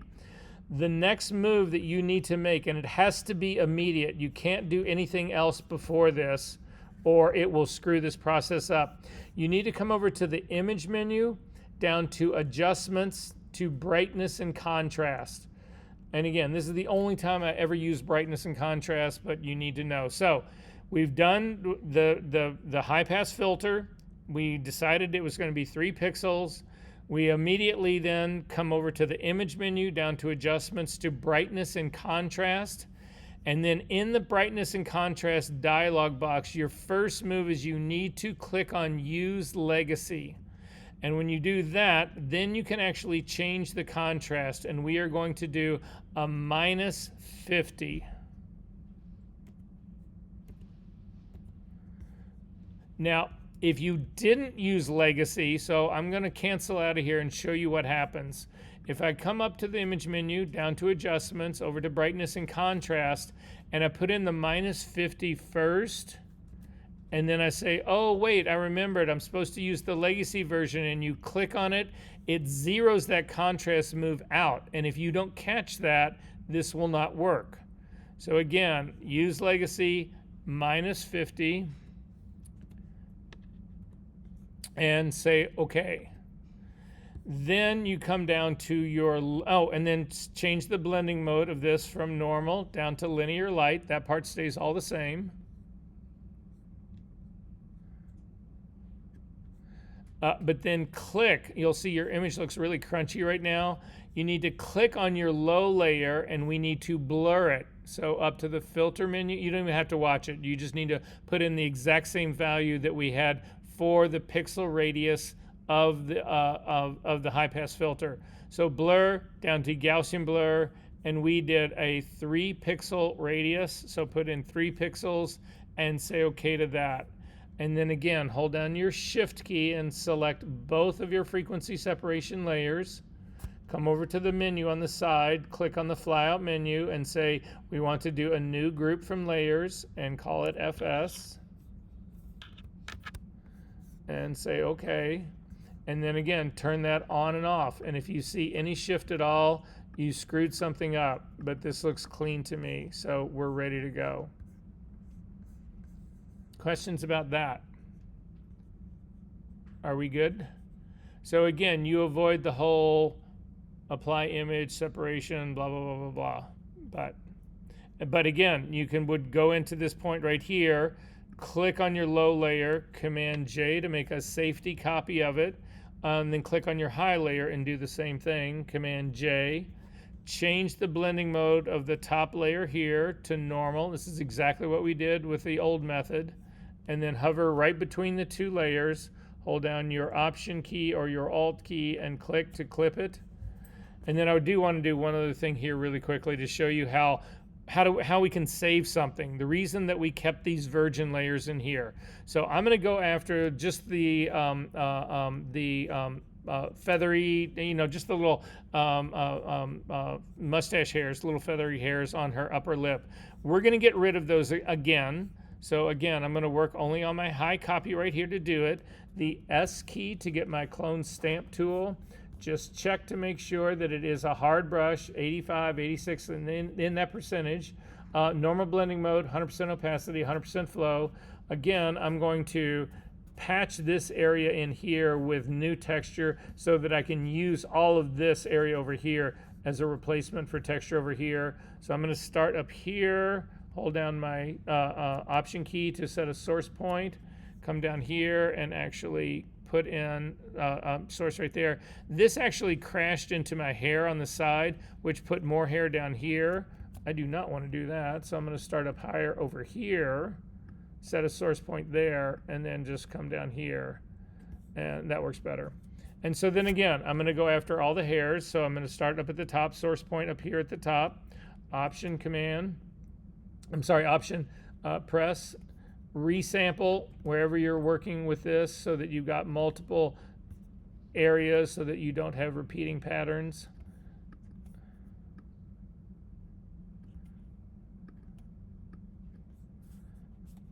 And I got a small repeating pattern right there. Get rid of that. Okay, and so this is how I'm going to start. But now let's say, oh my God, this is completely wrong. We shouldn't have done this. This looks horrible. This is supposed to, yeah, whatever. The art director says, oh, I got to have those back. I've got to have those back.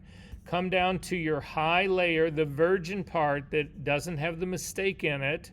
Hit the L key to get your lasso tool, and you can select a big area of this. I'm going to select an area that I know will encompass all of that, everything that I did in here. So a pretty big selection around that. Command J to jump that to its own layer, and then I'm going to drag this on top of my high copy. Now my high copy, I've actually lost now the whole, I've lost the whole clipping mask. I've lost all of that. The high copy is also a normal blending mode. You need to make sure that this one we jumped is also a normal blending mode. And then we're just going to merge this down. Again, the keyboard shortcut for merging this to the layer underneath it is Command E. And then all we need to do is reclip this. So hover over the Option key, click on the link, the area right between high copy and high, and we'll go right back to it. And that is how you fix the hair. If you need something, if something went wrong, this is how you can restore it. Questions about any of that? All right. Something to finally get you excited about. I need you to go back into our frequency separation images. This will be pretty much the last of it. In there, there's a JPEG called Wrinkled Green Skirt. I need you to open that in Photoshop for me.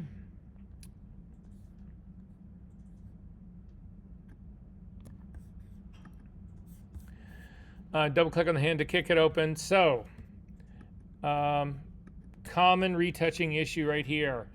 I need to get the wrinkles out of the skirt. How do you do that? Yeah, where's your clone stamp tool now? Now, I could try to do it actually using tonal retouching. That would actually be probably a method that would actually work. Let's actually just try it. I'm going to do it on a small level, not a big scale here, but just to, so that, again, we also, so this is the thing that I do. When I do my retouching, I actually do frequency separation plus tonal retouching. I do them all together. So to figure this one out, we're going to start this. We'll just try this, do a quick tonal version on this. So I'm going to come down to my add layer on the bottom here, hold down the Option key and click. It'll open up my dialog box. I'm going to call this Tonal Retouch Large.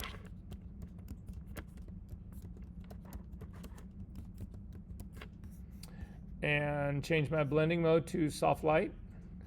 And click on that to fill it with a normal 50% gray. And it puts it on here. I'm actually only going to work in the green parts right here to dodge and burn these. So I'm going to click on my foreground color because I need to do this using this green color, versions of this, dark versions of this green, light versions of this green, so that I don't pervert the color once I do the tonal work. So I'm going to click out here in the area that doesn't, where there is no shadow or highlight, just basically green. Say okay to that. I'm going to click on my brightness slider and crank it up till I get into the low 90s here in my brightness. So my brightness around 94. I'm going to click on my S for my saturation, and I'm going to pull it down a little bit, somewhere in the mid-teens, and say okay. So that's going to be my dodging color. I'm going to click on the background layer, my background color now, sample the green color again, click on my brightness slider and drag it down till I'm in the sort of, in this case, I'm going to stay in the mid-20s. Take my saturation and bump that up so that I've actually got some color in it. I'm going to bump that brightness down just a little bit more. It's still a little bit too hot. And say okay to that. I'm going to hit the B key to get a brush. Make sure that this is a completely soft brush. It is. Normal blending mode, 6% opacity. 5% will work. 100% flow, and then onto my tablet.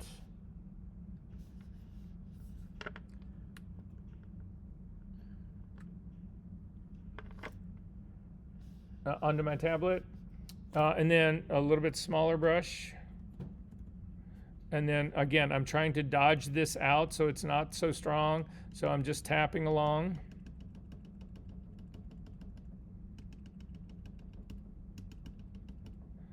much smaller brush.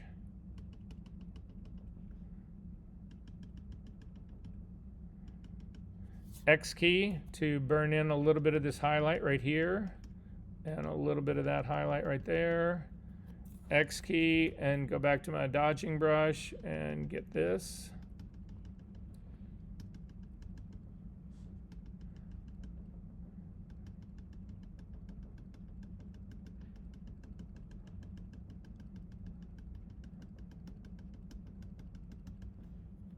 Hold down my option key and just take a look at this. Yeah, that really is pretty dark in there. So anyway, that's one way to go about doing it. I'm going to throw that away. Again, but you can see it does a pretty good job of beginning to get there. It's going to take time and effort. That's all right. I'm going to throw this guy away. But instead, I'm going to try doing this using split frequency because I think, again, both of them will protect the texture of my image. But, so, again, click on the background layer, Command J. In the middle one, double click on it, call it low. On the top one, double click on it, call it high. And then again, I'm going to look at this doing the high method first and just see what value that I think I should get from the high method. So I'm going to start I'm going to use both in this. So I'm going to start with my filter menu, and I'm going to come down to other, and then down to high pass. And I'm going to zip in on this, and so because I want to really be able to see this texture. This dialog box is sticky, so it says it's got a 3 in it right now. I think there's actually more texture in this than this 3, so I'm going to hit the delete key and go to a 4. And the 4 is starting to bring in, you can see right in here, it started to bring in this wrinkle right in here, which I'm not happy about. Let me zip back out just a little bit. Yeah, that wrinkle, if you go back to the 3, so hit delete key and hit 3 again, that is a much more subtle wrinkle line that's in there. Let me see what happens to this texture that's up here though too. So go to 4 up in here. Yeah, I actually think I need that 4 to get all of this other detail. So again, you can try a 5 and see what happens. But at a 5, you can begin to see this highlight that's running along the edge. We're starting to bring in more tone in this. I don't see any color yet, so I'm not too nervous about that. But I think 5 is too aggressive on this. So again, there's a little color that's coming into the button right there. So I'm going to drop it back to 4. Again, 4 is not some magic number. It just happens to be the file resolutions that we're working with right now are calling for that. So to make sure that's right, and again, this is just a reference. I'm going to hit cancel out of this, and then we're going to go after it the original way I showed you. So I'm going to turn off my high layer eyeball. I'm going to select the low layer. I'm going to zoom in on this just a little bit to make sure I can see all the detail in here, and I'm going to blur it. So again, filter, down to blur, down to Gaussian blur. At 3, I feel like I'm getting pretty good. You know, you'll see, don't mistake the fact that these, the holes that are in here from the threads being sewn, don't mistake those for detail. Those are not detail. Those are shadow and tone of the texture that's actually in there. But I've got a 3 in here right now. I'm going to try a 4 to see what I think. I think a 4 is too aggressive. I think 3 is actually going to be fine. And yeah, I'm going to go with 3 on this one, and we'll see. Let me check 4 really quickly one more time. At 4, I begin to lose all of the stitching that's in here, so 4 actually might be the better move in this. So I am going to stick with 4, but again, this is coincidence. 4 is not some magic number. Go ahead and click on this to say OK. Turn on the high layer, make it visible, and then up to the image menu, down to apply image, and then apply image. On the drop down for your layer, you want to pick low, and then RGB channel stuck for me this time. It's staying as RGB channel. I'm clicking on the drop down for my blending mode, and we're going to set that to subtract. Unfortunately, the scale and offset are not memorized, so 2 for your scale, 128 for your offset, and say OK to that. And then again, this gets changed from a blending mode of normal down to linear light. Click on your low copy and Command J to make a safety copy of it. Click on your high, Command J to make a safety copy of that. Change the blending mode of your high copy from linear light to normal, and then finally clip them. Hover between high and high copy, hold down your Option or Alt key and click to actually clip it, and we are ready to actually work on this guy right now. So when I look at this, the things that I want to fix are all in this low layer. They are all this tonal stuff, the highlights and shadow that are in here that are causing these wrinkles. That's what I want to fix. So I'm only going to do this work looking at my low copy. It's just easier for me to see it. Hover over your low copy, hold down your your Option key, and click on it. It'll turn everybody else off. Then again, working with your tablet, I'm going to start off using the mixer brush. So again, click on your brush fly down menu, come down to mixer brush, look up at the top and make sure that this thing is still set correctly. Mine is. And then I'm going to zoom into this area right here where I've got a highlight and a shadow that's happening right here. So again, I'm going to start with the shadow part and come down on it. The reason I've got a circle with a slash through it right now is I'm still, my high layer is the active one and it's turned off. I want to make sure my low copy is the one that I'm working on. I'm going to make my brush a little bit larger. And then again, what I'm going to do is I'm going to start in this middle area right here. I'm going to try to soften the shadows that are at the top and also the ones that are down here at the bottom. So I'm just going to start down here and I'm just going to click and drag down repeatedly. And you can see, check and make sure that this is, yep, it's a completely soft brush. But you can see it's actually lifting that shadow. I'm going to do the same thing going up in the other direction, and it's actually getting rid of those shadows as well. I've got a highlight at the top. I'm going to wait on that one and see, but I'm going to continue to work this down. And then also you can pick areas below and work your way up to really soften that part up. So if you turn on the low copy underneath it and then turn them on, the copy that you're working on and off, you can see I'm getting rid of that shadow area. So still working on that low copy. Again, I'm just going to continue to work down in here and work my way up here again and down in here and then into here and then down in here. And then I'm going to go after this stuff at the very top. Now this is actually a much harder version up at the very top. So mixer brush can start getting really wonky up here, especially if you don't know where you're pushing it to and stopping. So instead, what I'm going to do is go to a regular brush. So come to your brush menu and do a regular brush. My brush size is about right. Make sure it is a completely soft brush. It is. Normal blending mode, I'm going to grab my opacity and bring it all the way up again, and I'm going to take my flow and I'm going to drop my flow down to like a 2, 3, or 4%. Then I'm going to sample color over here. And again, when you do this brush trick, sample often because you don't want the same one single color showing up all of your image. So I'm just going to hold down the Option key and click to sample a color of green. And then I'm going to just start scrubbing in this area where I've got that shadow. So resample a different color, and actually I'm going to scrub in the area where I've got this highlight. It'll do both. And another sample for another color, and another sample for another color to pick this up, and another sample for another color to go after the highlight that's in here. Maybe sample a slightly darker color to get that highlight a little bit better. Another color over in here to sample to get rid of that. Again, working in here. Stay fast and loose. Don't stay in any one place too long. I'm going to sample some color into here. Sample a little bit more in here to lighten this part up. And again, I am scrubbing and zooming around fast in here. So darkness in this to pull it down just a little bit more.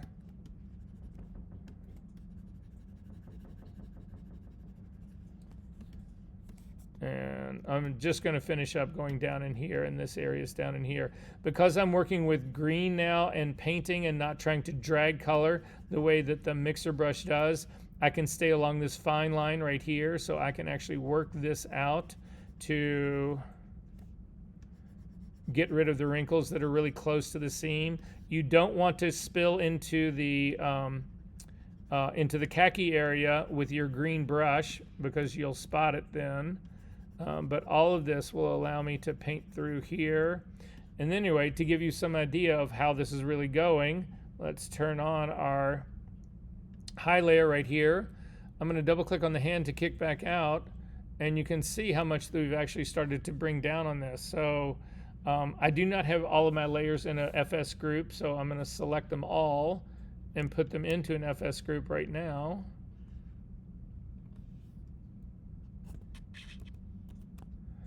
And say okay. And then turn my lower layer on so I can see the before and after. But you can see you can actually beginning to, get rid of all of this. So I'm gonna do a little bit more work on there, turn on that split frequency work. I'm gonna stay back now a little bit. And again, I'm gonna turn on only that layer so that I can see it. Zoom in, not that much. I'm gonna go back to my mixer brush now. So, and make it a little bit larger. And then really go after these areas in here to completely smooth those out.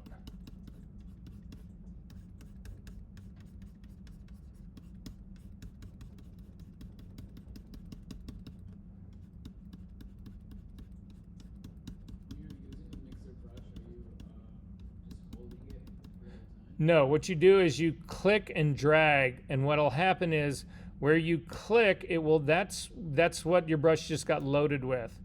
As you drag, it'll start to fade out, but then when you pick your brush up again, your stylus off your tablet again, your brush is completely cleaned, and then it's ready for the next load wherever you hit it. So when you hit it again, then it will come up, it'll load. Now when I pick it up, it just got cleaned again.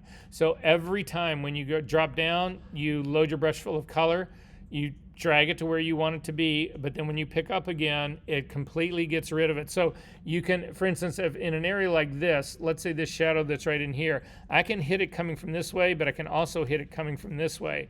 And it gives a mix of it, which is what you're really trying to do.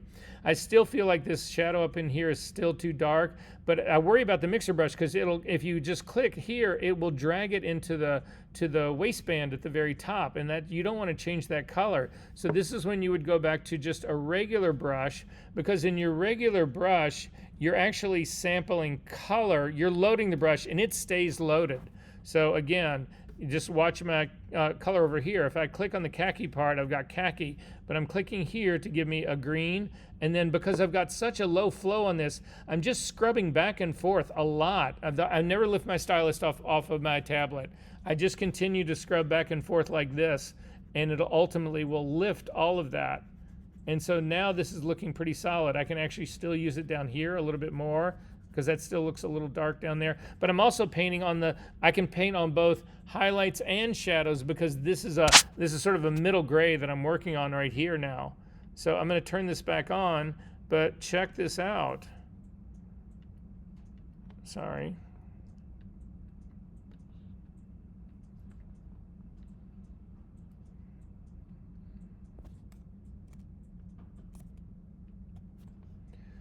So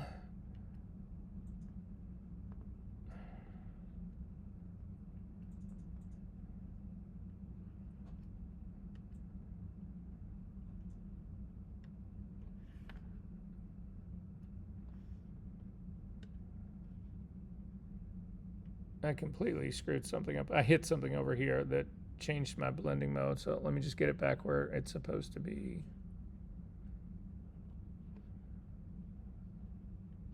Yeah, look at this. How long did it take me to do that? 5 minutes. But look at this.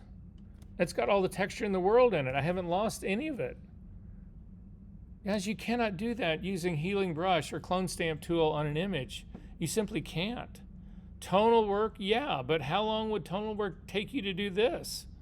I just blew through this. I didn't worry at all about the texture in here. Is this making sense to everybody what we're doing here? You cannot imagine how powerful this tool is. And it, again, for me, I don't do any of the healing, I don't do any of the retouching tools, Clone Stamp tool or Healing Brush tool, directly on a pixel part of an image. I only do it here in split frequency work. Just because it keeps the two separate and I don't need to worry about perverting anything in all of that. So, and then again, the same thing, I don't need to change anything. On my low side over here, if I want to get rid of the wrinkles over here, I can, again, go straight to a mixer brush. And I don't need to change anything. I don't need to, again, because my brush load right now is transparent. It only ends up happening in here when I start actually clicking and dragging it across.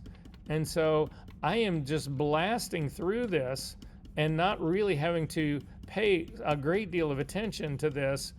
Again, I can come up across from this. It doesn't really, that part doesn't really matter, but I can actually smooth all of this out in a relatively quick way. And then I can go right back to the green, and I can work the green over in here as well.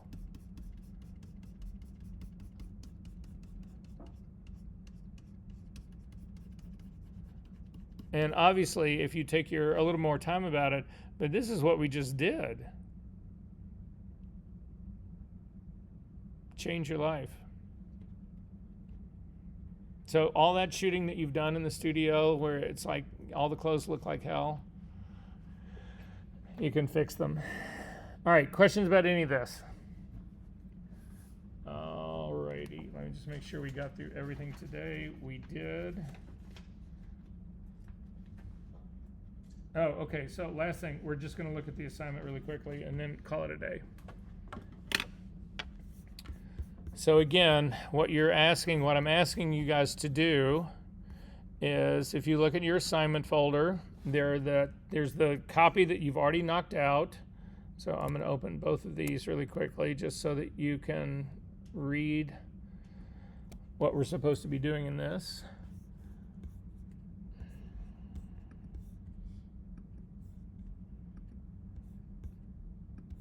So these are your retouching notes right here on the small JPEG. So what you're going to do is you are going to fill in this hairline right here, and I expect to see the hair flowing into this. I don't want to see just some giant patch right here that doesn't fit this other stuff here at all. See how there's red over in this part of the skin tone over in here, and there's not in the part right next to it. You need to smooth that part out. You need to do that all over her face. It's not just here. But again, you'll see notes like this is the only note about fixed blemishes right here, but I expect you to fix the blemishes that are all over this girl's face. You need to then remove the contact lens lines that are right here. You need to soften the lines that are underneath her eyes. You don't want to completely eliminate these or she'll look like, a Barbie doll, but you definitely want to soften them up. You need to even this skin. Like if you take a look here, she's got, I don't want to say serious bags under her eyes, but there's definitely shadow under here that needs to be lifted and smoothed out. The texture that's under here, I would also smooth that out slightly. You don't need to completely remove it, but I would smooth it out some. But this is also to smooth all skin, remove the stray, she's got stray eyelashes in here you can see that are going really wonky out of place. You're to fix that part. Remove the hair that's on this part, remove these smile lines. There's one on this side. You don't see the other one on the other side because it's in a highlight. There's a small amount of hair over on this side you need to fix. She has a missing tooth right here. You need to replace that missing tooth. Then you need to fix her teeth. Her teeth are crossed here. You need to uncross them. Then fix the lip. When I say fix lip, take a look at this.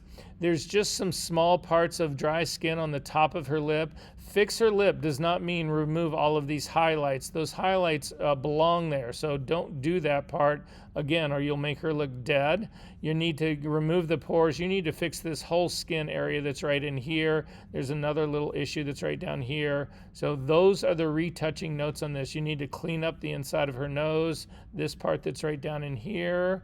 And then again, don't forget this balance, all the skin color, we're talking about the whole overall face. So my suggestion to you, the things that I expect to see on this would certainly be frequency separation because that's what you've just learned, but it would also be tonal work in here. So if we go back and we take a look at our original image that we've been working on that I didn't keep open. Say what? That's up to you. It's the challenge. It's what you need to think about. How would you fix it? There's various solutions to it. So I want you guys to come up with your own. But But what I will say is that when we talk about our layer stacking now, right? Again, nothing has changed. Frequency separation is pixel work. So again, if we start with the image that we had just done, so when this thing opened up,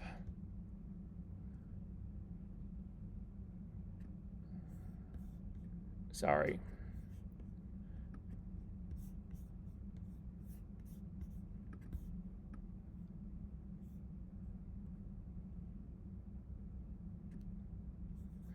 Yeah, this image right here, let me hide everybody else.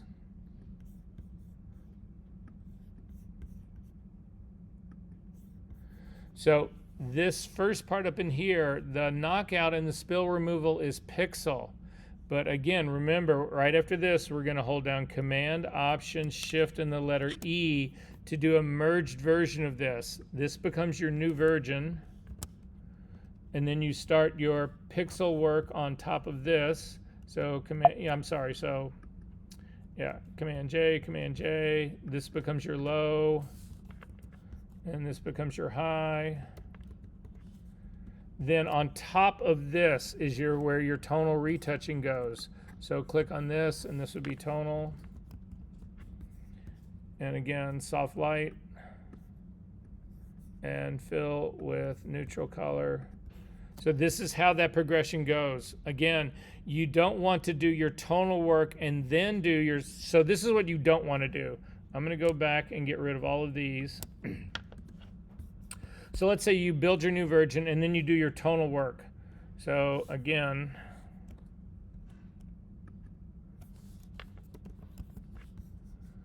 and soft light and fill and say okay. So let's say you do a whole bunch of tonal work here, and then you want to do split frequency work on top of it. When I have to merge these then, or I lose the tonal work. So I would do Command, Option, Shift, and Merge, but this now has got all of the tonal work baked into it.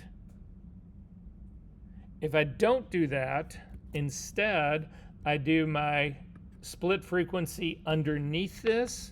So again, split frequency would be Command J, low, high. Then my tonal work sits on top of that. So I can always, my tonal work is not baked in. I can always go in and change this. I can start completely over with the tonal work. Is that making sense, again, how we do this? So again, pixels first, tonal is second, liquify is third, color grading is fourth, and sharpening for output is fifth. And I will see you guys next week.